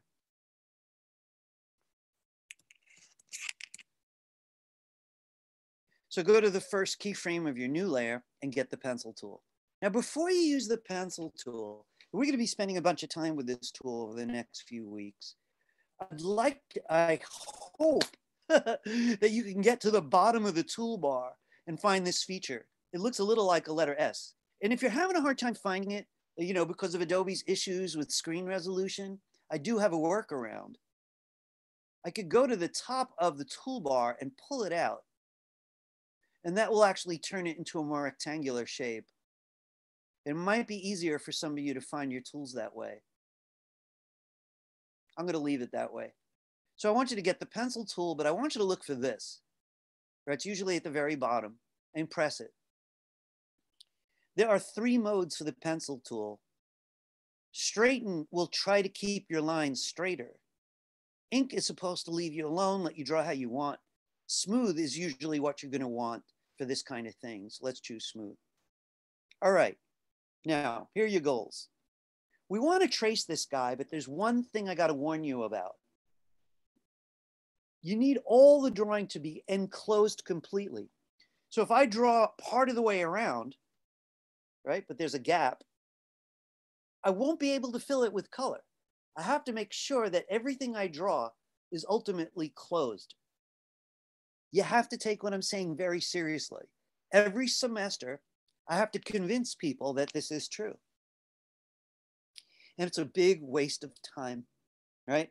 So we're going to make sure that we close things as carefully as we can. You may have to do a lot of zooming around. So here's my pencil ready to go. I'm going to zoom in with Command, I'm going to zoom in a little bit like this. I'm going to hold down the space bar to move them where I can see them. And I want to show you something. The pencil tool works with a stroke color. And I just noticed my stroke set to white. So I'm going to click that and I'm going to pick another color. And since the background's so dark, I'm going to choose a fairly loud color and I'm just going to delete it later. The pencil tool draws with your stroke color, so please check. I'm going to come along and because we don't have time to really baby it, I'm going to do a very simple contour drawing around his head. I am not using a stylus. Right now I'm on a touchpad on my laptop. And I want to be blunt. I love my stylus, but I'm so used to using the mouse and my touchpad that that's what I'm going to do right now. So I just close that shape up. If we choose to come back to this subject, I'll show you other different methods of how we could draw. But right now I closed his head because it was kind of enclosed even in the photograph based on his shoulder and the shadow. I want to prove to you something about the paint bucket. Now I'm going to switch to the paint bucket. The paint bucket uses fill colors. So I could choose any color that I want to use for this guy and click in it.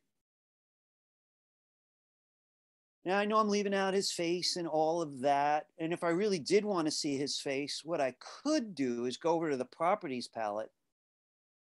I could pick fill colors from here anyway, but next to it, it says opacity. This is 100%, this means opacity.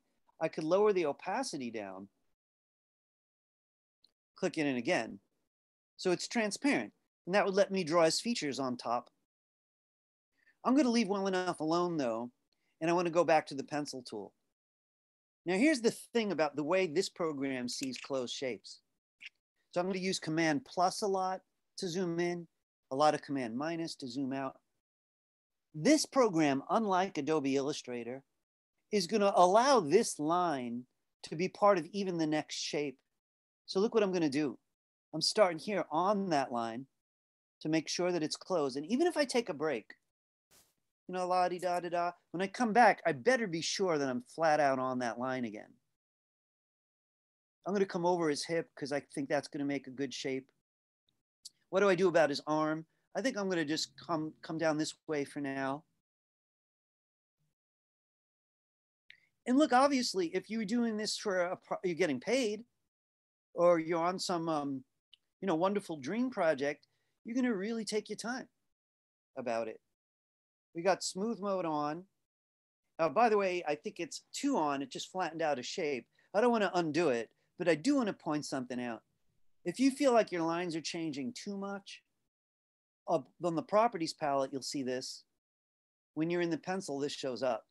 Maybe that's too much smoothing. I just backed up a little bit. But every time I return, I gotta be sure that my lines are creating closed shapes completely. Because then I could use the paint bucket. Hey, look, there's a gap in there that I didn't see. I gotta see if I could fix it. Now this happens often. So on the properties palette, I wanna show you one more thing. You know, anytime you pick a tool, different options show up. So when you pick the paint bucket, this option shows up, gap size. I'm gonna say close large gap. That might work, it might not. I got lucky. If it didn't work, you're probably leaving very large gaps. You might have to Command Z a bunch of times and rethink it. It sees the most microscopic thing as a gap. I thought I was being careful. I would like to show you another method to fill shapes. But we're going through this guy, kind of figuring out how to turn him into a drawing. And I'm not focusing on the details. I'm focusing on the contour right now. You know, I want to get used to making closed shapes, so I don't really care about his nose and his eyes yet.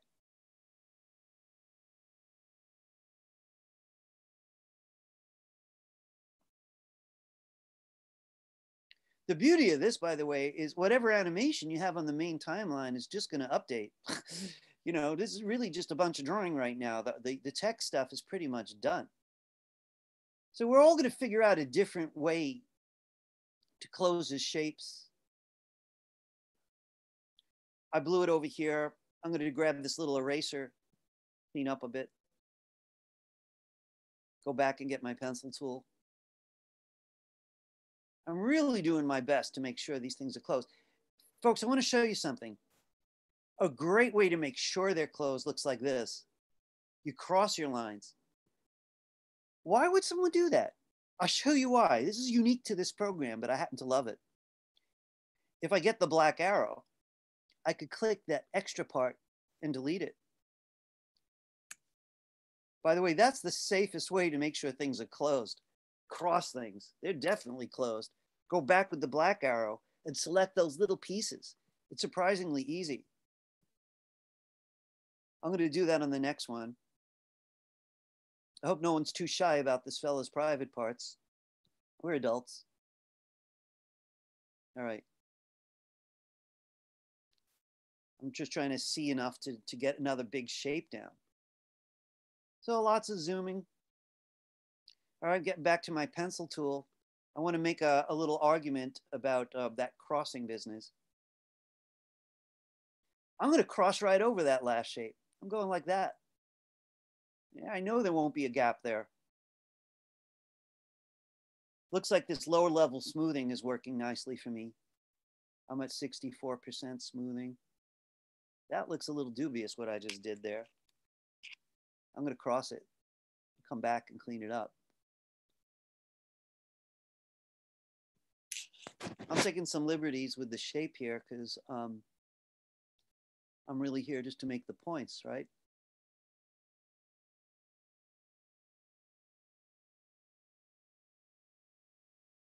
I'm crossing a lot of spaces and it's going to be a little extra work, but it's going to guarantee that I get a closed shape.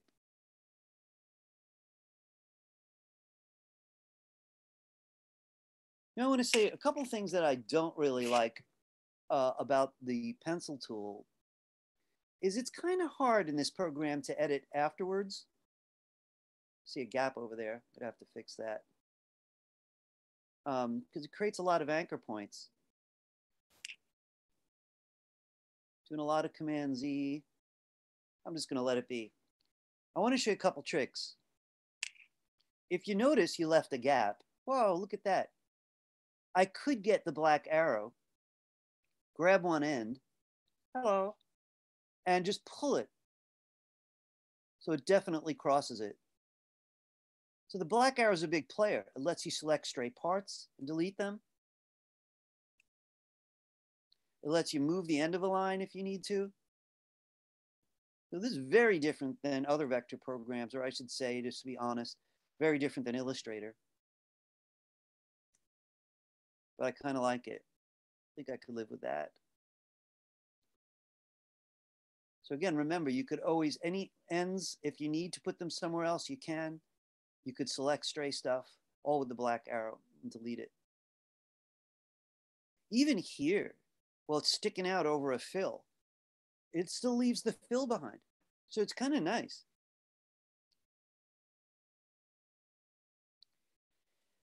I want to mention something just in case the paint bucket is flat out not working for you. There's a slightly advanced feature that lets you use a paintbrush to paint the fill without having to be careful. It'll actually stay inside the shape you want. It's a weird feature, and I hope I'm not, overdoing it. So you could ignore this if the paint bucket is working for you. But if the paint bucket's been of a problem, I want to mention an alternative. I'm getting this paintbrush here. This is the classic paintbrush. It should be on everybody's toolbar. It's the oldest of the brushes. Now, there's a bunch of options on the right on the properties palette, and there's also options here. The option that I want to point out for the paintbrush is this one, called brush mode. There's one that I happen to love called paint inside. And I'm going to use it instead of the paint bucket. So I've got this brush tool. There are 3 on some of these palettes. I definitely don't want this one. I want this one. And I'm coming down here and I'm going to choose paint inside. I want to show you how paint inside works. So I got my fill. I got a large brush right now, right? And the sizes are here. I can make it even larger. Now watch this. If I start inside his leg, look what happens. It stayed inside, paint inside. If I started outside the leg, it stayed outside. That's incredible. I love that. So I'm using this paintbrush sometimes instead of the paint bucket. I got the paintbrush. I have to come here though and set it to paint inside for our purposes. And then when I paint, I better make sure I'm starting inside. And I know it doesn't look that way till you let go, but when you let go, you'll see.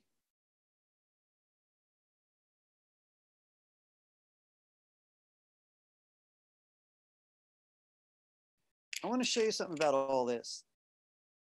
If I hide that lower layer, there's my guy. Now, of course, I'd want more details.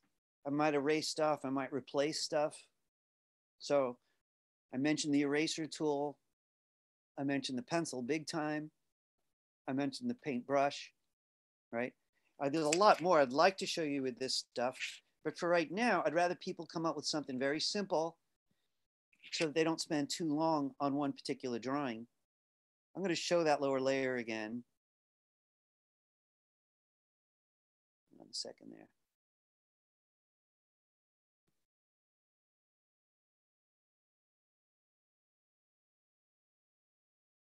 Because I want to see if what I want to do about this. This doesn't look very good, right?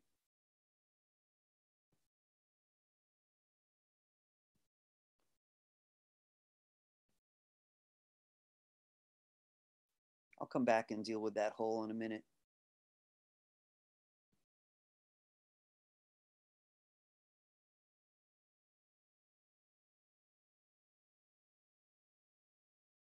There are many variations on these themes. These tools are rather friendly.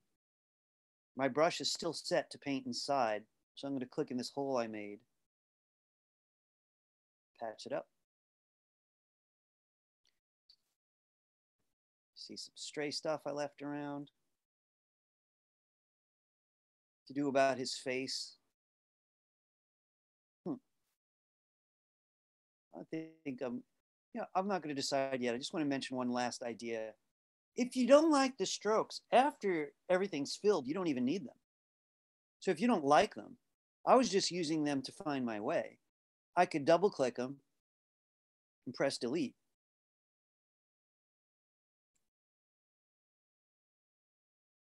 It's a very different look. And this is how that guy looks. Very much a silhouette right now, right? Because I just deleted the line I just worked so hard on. Just pointing out that that's a viable option. I'll put it back for now. I'm Command-Zing a whole bunch. All right. When you're ready, you go to the next one, right? You're going to get better each one, and this does take practice. And I do want to point out, if you were working with sketches instead of photos, it would still be a similar set of steps. You know, if you want to draw on paper first. So I'm looking for shapes that I can close. I'm sticking with these colors so I don't get confused. I'd really rather him not be flashing different colors. The more you do it, you realize what you can get away with and what you can't. But the main subject is you really need closed shapes. You know, or well, I gotta, truly, using the brush method that I was showing you with paint inside turned on, you might have a little bit more freedom about that closed shape issue. That was just too smooth over there. I'm gonna let it be though. I could try to adjust it with the black arrow.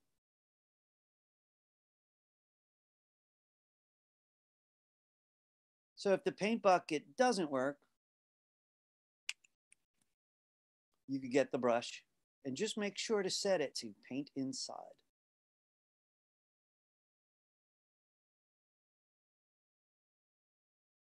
By the way, I'm a big Illustrator user and a big Illustrator teacher. Oh, that didn't go inside.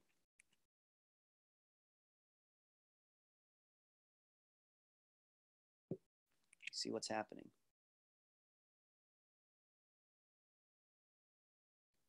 All right, I must have the same limitation about the gap, and I kind of see the gap here. It must be this little thing.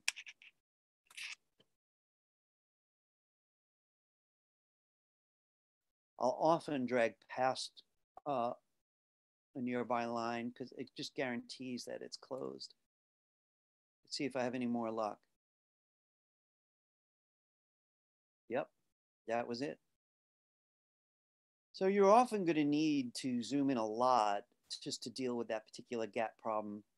I feel like, just to be really honest with you, this is one of the reasons why the pen tool is so popular.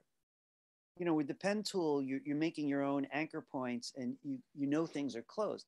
I have to be frank, though, it takes a lot of skill in time of its own. If we were going to learn the pen tool, it would take us a couple classes to do it as a group.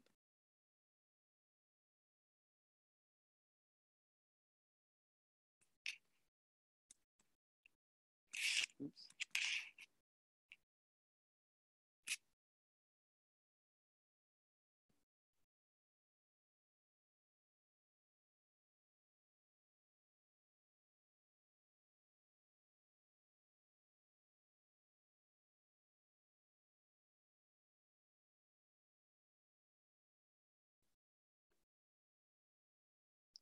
I'm hoping this semester to have us draw faces together, see what we could do with them, see if we can make their eyes blink and their look back and forth. You know, if all goes super duper well, if we can get them to talk. So we'll have more chance to talk about other drawing methods and to take these further. Under-documented stuff, this, in my opinion, really. It's why it's great that you guys are taking a class.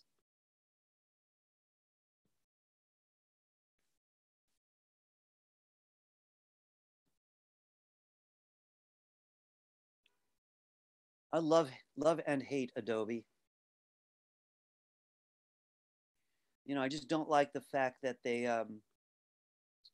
really don't support their own products as well as they used to, since they don't have as much competition.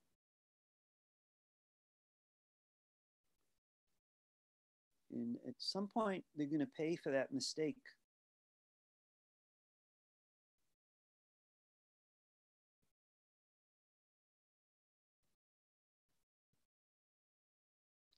You could take this very casually today if you want, right? I mean, I know that given time, some of you would, you know, really like to go to town on this particular drawing.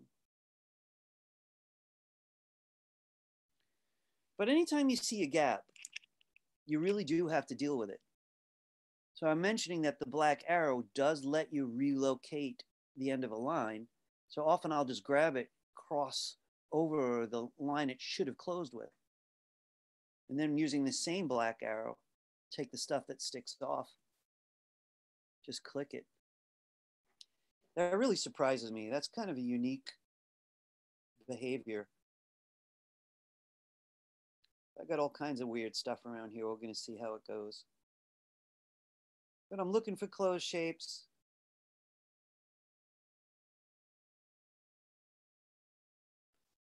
Keeping my eye on it, so I have to do a little less fixing later on.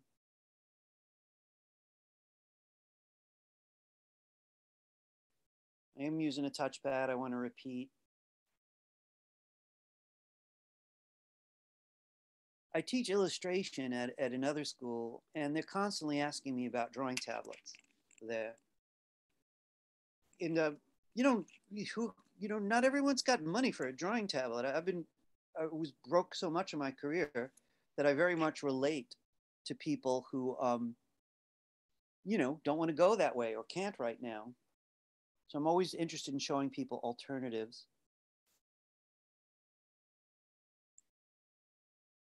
I've done a lot of work, the majority of my work, without a drawing tablet. So this one here, I guess it did click. Looked like I had a gap. Command 2 is one way to see everything. It's kind of squiggly.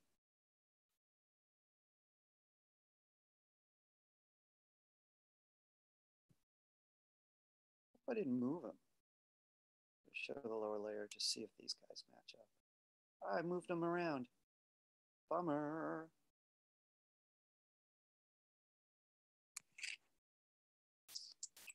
Give me a second to fix that.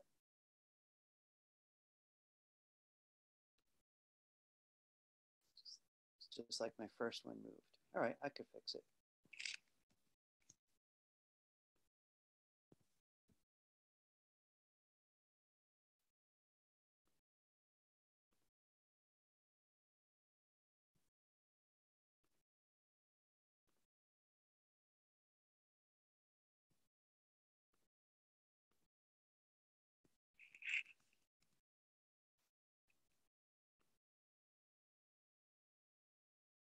Not bad.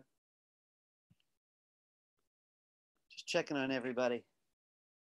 Feels very focused in here. We really needed that, didn't we? All right, let's continue. Let's see how far we can get with this.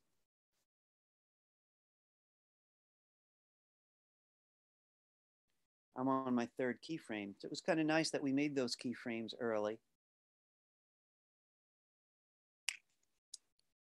Now, one thing this program really needs is a bigger variety of zooming methods.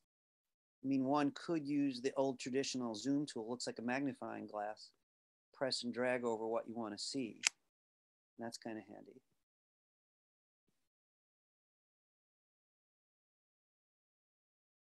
I'm going to go back to my pencil. I like the pencil because it's straightforward. It's all about strokes. You know that you're doing outlines. It doesn't have any other, you know, real application for the most part anyway. So I'm creating my shapes in a sense.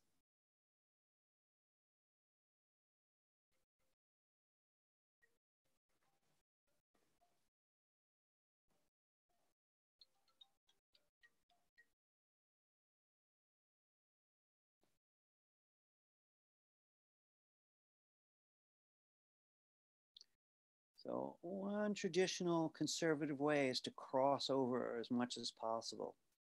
You know, since you know it's easy to throw out that stuff with the black arrow, it definitely saves you the heartache of not being able to fill your colors. It's very likely you're going to get into situations where you can't fill your colors till you've been through it enough times and start figuring out workarounds.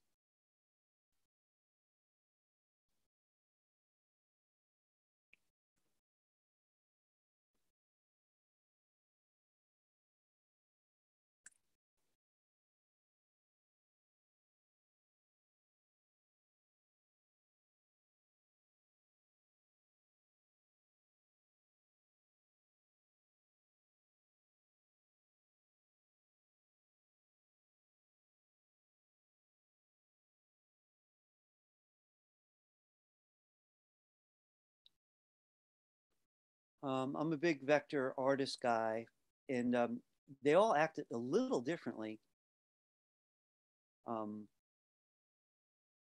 Illustrator would see close shapes differently than this program does. Wouldn't let me do this.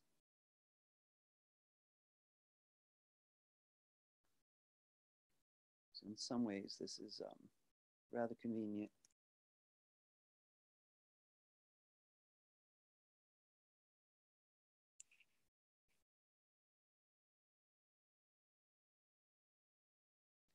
If any of you guys are pen tool people, it would be a good experiment. Oops, yikes. To see if you could do it with the pen tool. You know, it's the smoothest tool and the easiest to edit afterwards. No fun with a tablet though. These tools like tablets.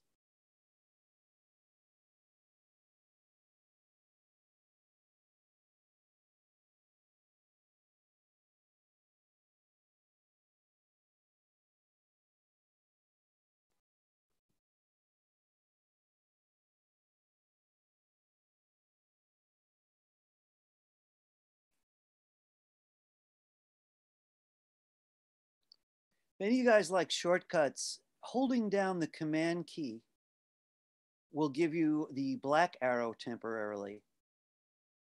Control key probably on Windows.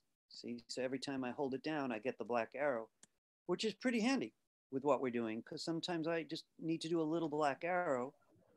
And then I release the Command key and I'm back to whichever tool I was using. So since I'm using mostly the pencil tool right now, and the black arrow, that becomes kind of handy trick. Is that easier for you to do with the tablet you're using, or? No, I'm doing this on my touchpad, but is it easier on a tablet? Yeah, sure it is. You know, sure it is, but you know, I got to say the history of creative people is always about dealing with what you don't have. So I spent years doing this without a tablet. So I'm very comfortable on a touchpad and a mouse. You know, on the other hand, if you got $200 sitting around, you might want to get a look at XP Pen. I looked at every tablet out there, and I really was only interested in ones that were a couple $100 and ignoring the ones that were a couple thousand. Cintiq is what everybody wants, but they're a few $1,000s. It's like buying a car or something. The XP Pen, I don't remember, but I think it was about $200. Very well reviewed. I got mine, very happy with it. A couple minor issues. But I'm so used to the touchpad that I often don't even take it out. It depends. I'm getting all painterly about it, I want to do a big painterly looking background or something, I'll probably use it.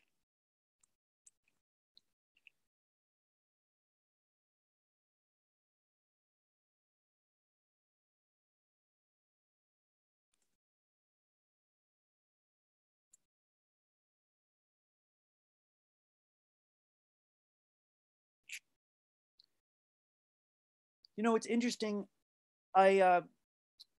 I'm very interested in showing people different ways to see, different ways to draw. This is a viable way. The technique's not that different, as I said, than working over a sketch, than it is working over photos. So I think it's very, very valuable. But there are many other ways, and I'm going to give you a peek at something before you go. But I would like to get through this one part of the experiment. So some of you may be very detailed and be way behind me. Some of you may have found a very simple approach and may be in front of me. As I've said often, you know, this is a career for patient people.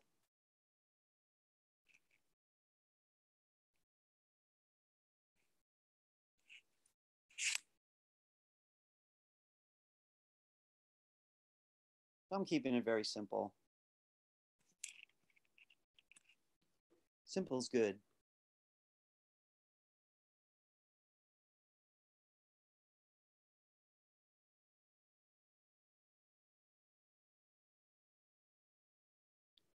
I've made some stylistic changes along the way, so I don't know what the first one's going to look like just now, but I think I'll get away with it. I think I might get something that I like.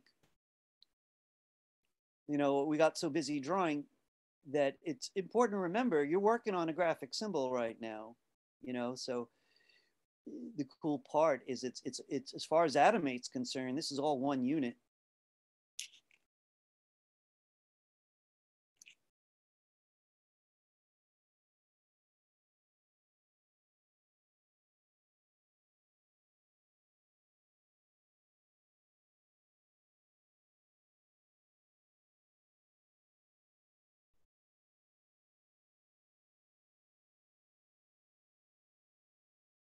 You know, one thing that you might want to keep in mind is, so, you know, our goal is to show off the poses. You know, right now I'm at far leg passing, you know, because the last frame, it's going to go back to that leg touching the front of the ground. This is the far leg over here, right?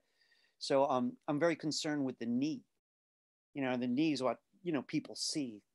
Oh, yeah, that leg's swinging. They don't think about it, but they're going to feel it. So I really don't want to hide the knee.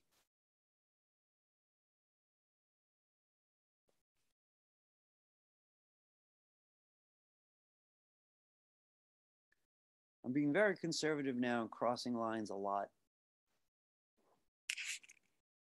I'm using my command trick to get the black arrow. Hold it down anytime I want the black arrow. I don't have to keep reaching for the toolbar. What mess is this?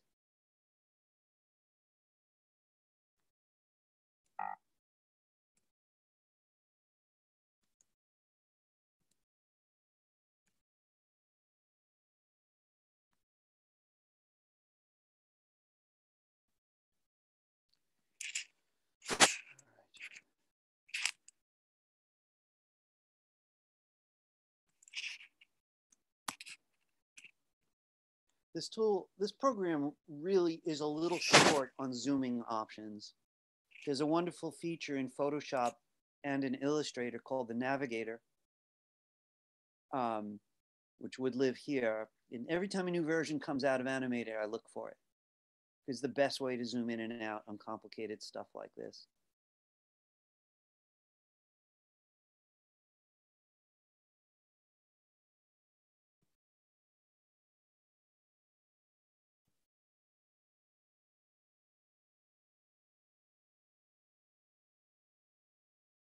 Supposed to be his hand. I think people might mistake it for something else. I don't know. All right.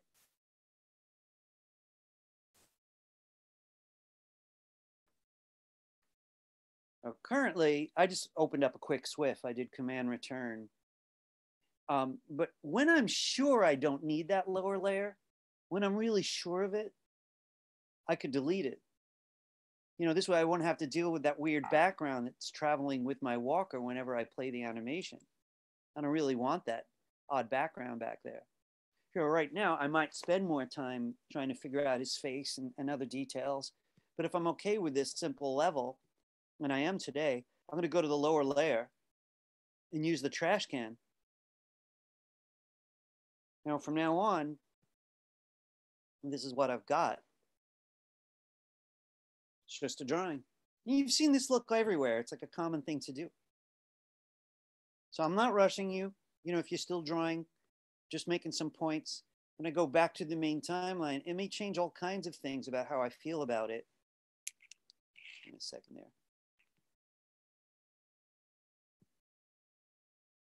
It really creates whole different possibilities for how I imagine what's going on.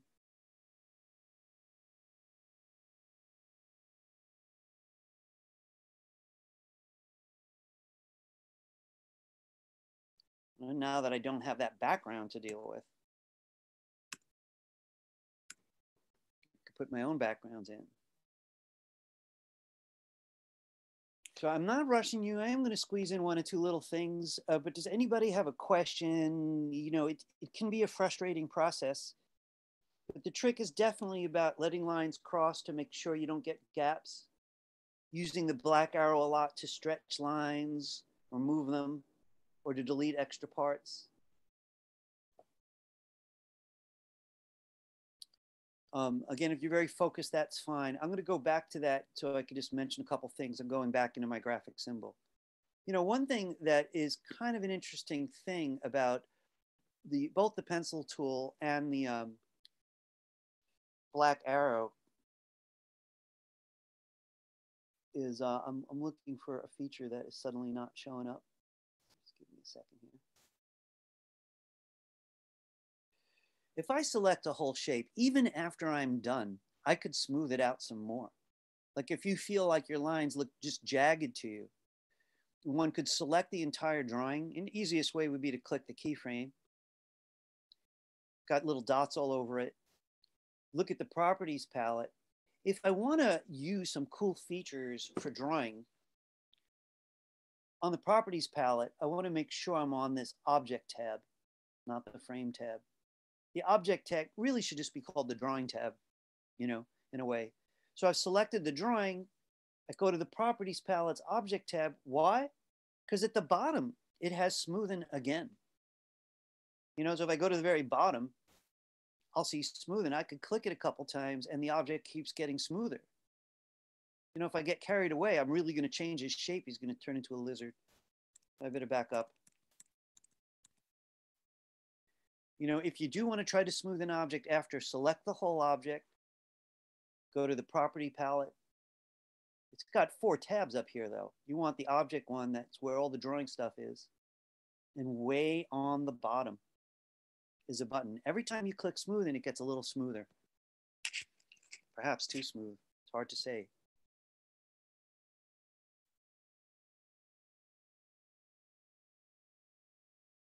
Too smooth.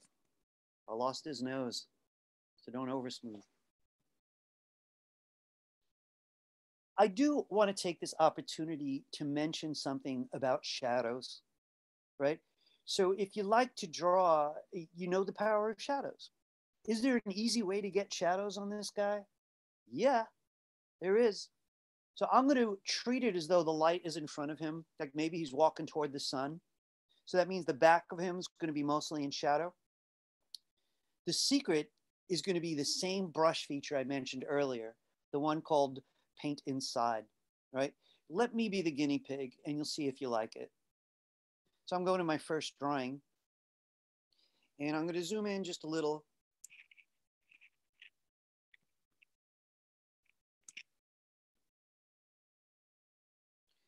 And I'm going back to the same paintbrush as before. And I want you to notice the brush mode feature, Paint Inside, was what I was pointing out earlier. It's the one that's going to work best for what I want to try now. So I got my paintbrush set to Paint Inside. this works with fill colors, so I'm going to pick a fill color, right? And I want a darker fill color than what I currently have. I would love to talk more about color, but I don't want to be confusing. I remember that earlier I set on the properties palette, I set it to be transparent. I'm not sure I want that anymore. So I'm going to go back there, press and drag on the number to make it more or less. I'm going up to 100%. It's personal choice. Chose a dark color for my shadow, told it to be not transparent at all. And here I come. I'm going to actually make an overly large brush to help make my point. This is large brush. Now, if I click inside, there's a crosshair in the middle of my brush. I'm going to make sure the crosshair is inside this guy's head. And watch what happens. He was just on the back of his head. I'm going to Command Z that. The brush was too big. Not crazy about the color either.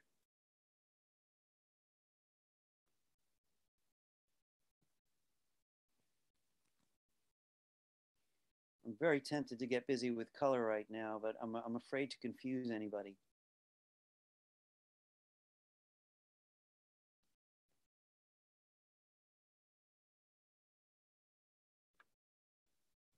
I'm going to stick with it, keep it simple.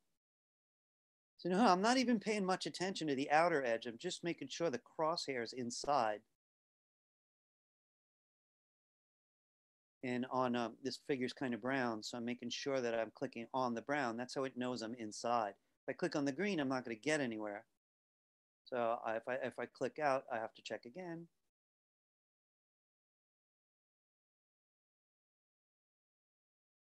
And I'm keeping it simple. Just an interesting technique that I quite enjoy. And I'm trying to make it feel like there's light in front of him.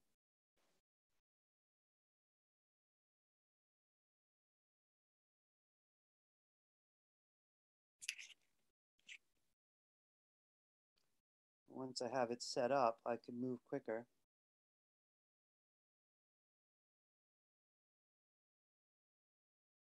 It won't go over that stroke, so I can't really move into the other shapes I made. I have to click again.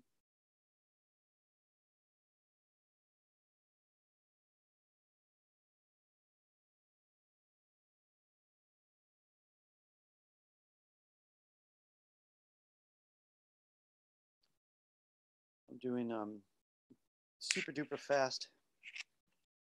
It's got a beer belly in near leg contact.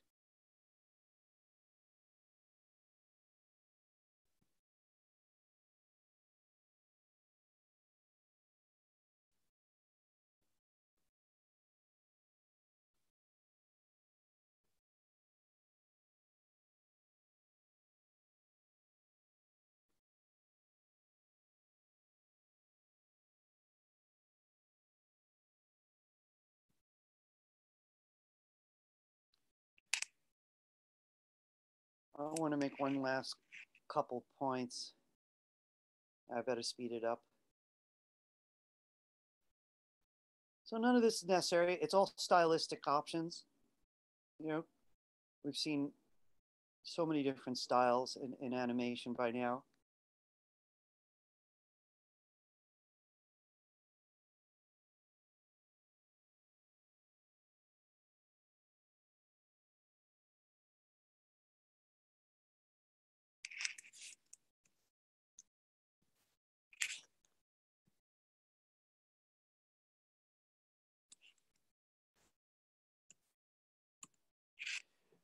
In my case, I don't really need the strokes anymore. So if I don't like them, I could take them out. They were there just to contain it so I could do my painting. And, you know, there are lots of brush features too for people who do like outlines. You know, there's, too much for one semester. I'm sticking with simple lines and sometimes even taking them out.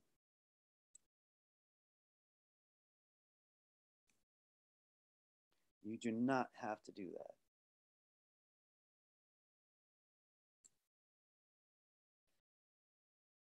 Keep clicking something that keeps bringing me back to the pen tool. What is happening here? There we go.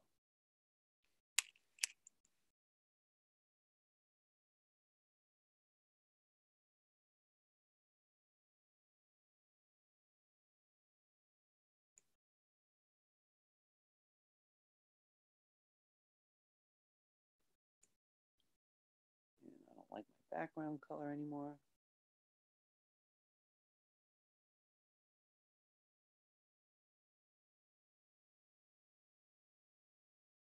I've made a kind of severe palette for myself.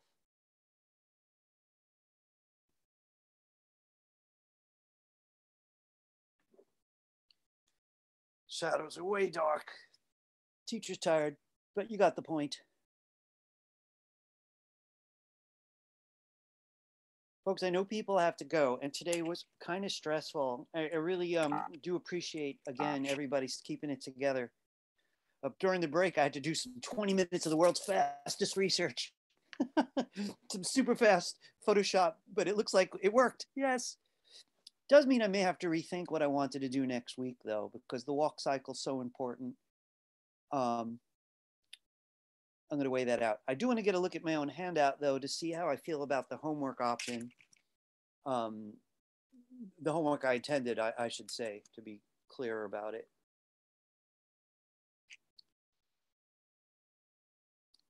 I want to mention that I just threw this little thing in at the end, which is about a different way of drawing. We did not get to number 7, and don't let that worry you. If you've got a minute after class, I'll show you what it looks like, and while I decide whether to bump it to next week. And that's why the homework says either here. It says finish and improve either of today's walk cycle exercises, because I thought we might get to another one. In this case, it would say finish and improve your Muybridge exercise. And this is what the choices are. The choices are is to go back into the one you've just been working on, to save it and see what else you could do. Do you want to add a background to it? Do you want to change your philosophy? Should the background come toward him and him stand still? Should he be in a forest? Should he be in a city? Should he be in a room? You know, also you could go back and change him in any other way. Should he have a baseball hat? Should he have a beard? Should he have glasses? So I'm making you an offer.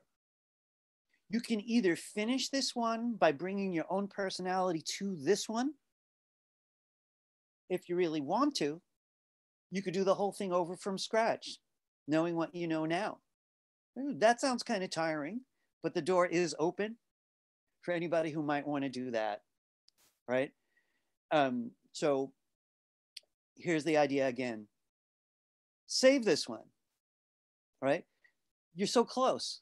Save it, right? Do something with it more though, right? I mean, if it looks just vanilla, you know, kind of like as far as I got, wouldn't get the highest grade. There's no background, there's no environment. You know, the person himself has no personality anymore, but you got all the basics down. So that might be the recommended approach. Finish this one. It's already on the handout that way. Of course, if any of you really want to redo it, by all means, you could just do it from scratch. All the details of how to name it are the same as always. It's all in the box on the handout. Does anybody have any questions for me? Like, why can't life be easier? Naftali, your box lit up. Yeah, he looks okay. Look, I want to say something. I took attendance, right? So if you need to take off, okay. If you need to take off, you can. I already took attendance. If you got a minute or two, I just want to give you a peek at something. Kind of connects to everything we did. Nothing heavy. Just want to give you a look.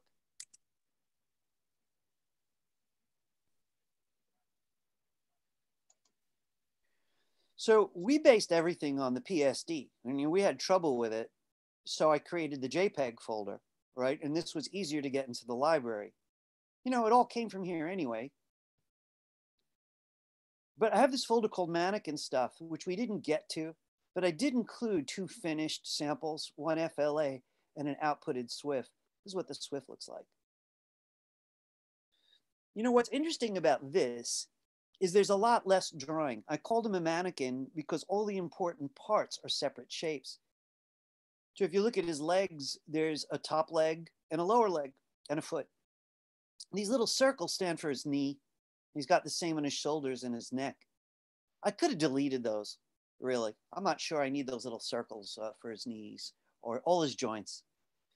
But the rest I needed because his arms are moving and his legs are moving. And if I had the primary shapes separate, this was done in object mode, they were very easy to move and rotate. The large part of me would like to do this with you next week. You know, I have to look and see what I got in store for the month remaining. But anybody who feels like looking at it, you're welcome to look at it. I've made this guy walk over and sit in the chair, you know, because he's a full-blown, ready to go mannequin. And this is all on the main stage, so there's no symbols involved. You know, again, this is just to take a peek. This is the not finished one, which I was going to invite people to try to walk. So it's got 3 layers, no symbol in the library, right? And the basic premise would be I'd have to give them some time. I'd probably lock the lower layers, figure out what to do with this guy and all his parts. You know, so I could skip frames right here and F6 them, move that guy over a little bit and figure out how to get him into the positions that I want. You know, and it would wind up being things like this, just to give you a small taste. A lot of transform tool. I'm going to try to get his whole leg and move this circle because this is going to be near leg passing. So all his weight's going to be on this leg. So I move that leg over. I think I'm going to even move a bunch of his body over. Which means I'm going to have to do a little bit of repair. And this here is going to take some work. I'm going to select all the parts of the lower leg there and just move this circle. This is all the transform tool. So I could get his leg about there. Then I want to move this. That's why I felt like getting rid of the knee. It's just unnecessarily complicated. But I always got to move this when I want to move multiple objects together. So that's near leg passing. You know, so this is an interesting way to do it, in just as popular as hand drawing everything. So I just copied him again, and I'm moving a little further over. So this leg was passing. It's this leg's turn to be in front. Using a lot of the transform tool. Those little circles keep getting in my way. So you can tell the truth is, now I think about it, I only need to move these. This one's going to be on the ground.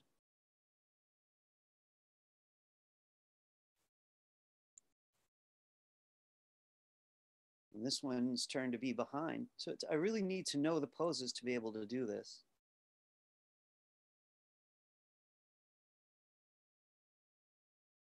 So he's taken one step. Right? That's far leg contact, near leg passing, near leg contact.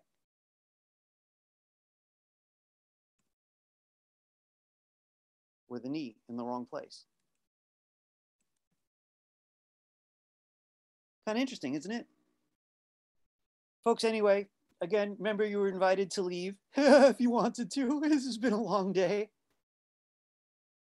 But that's in there in case you want to get a look at it, look at the sample. But if not, you could ignore it for now. We really came very far today. Does anybody have any questions about the homework?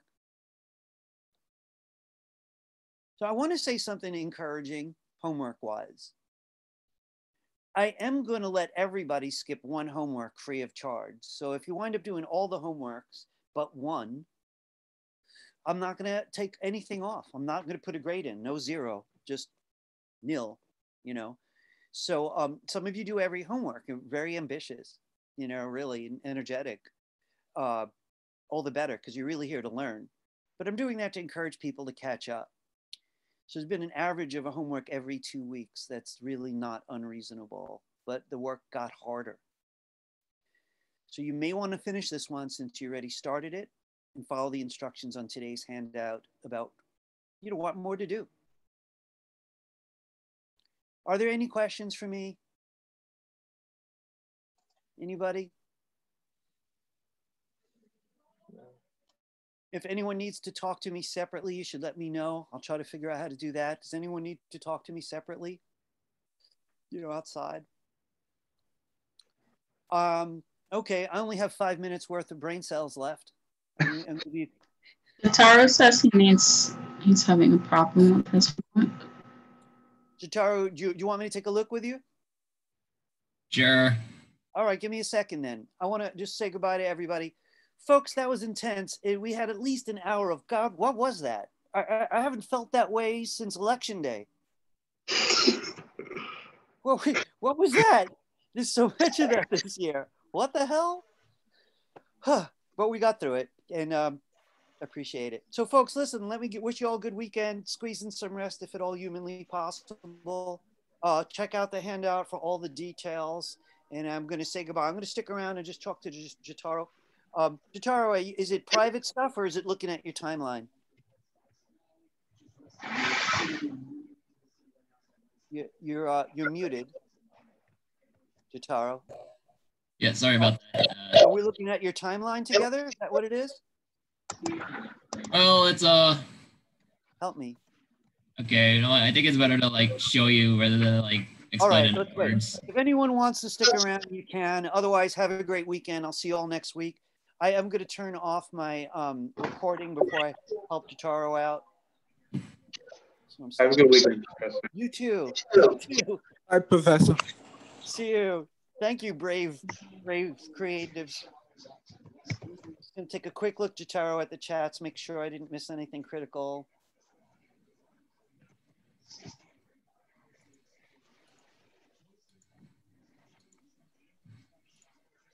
Wow, all kinds of interesting thing in there. All right, we're good. Jotaro, let me turn off my screen share. You could turn yours on.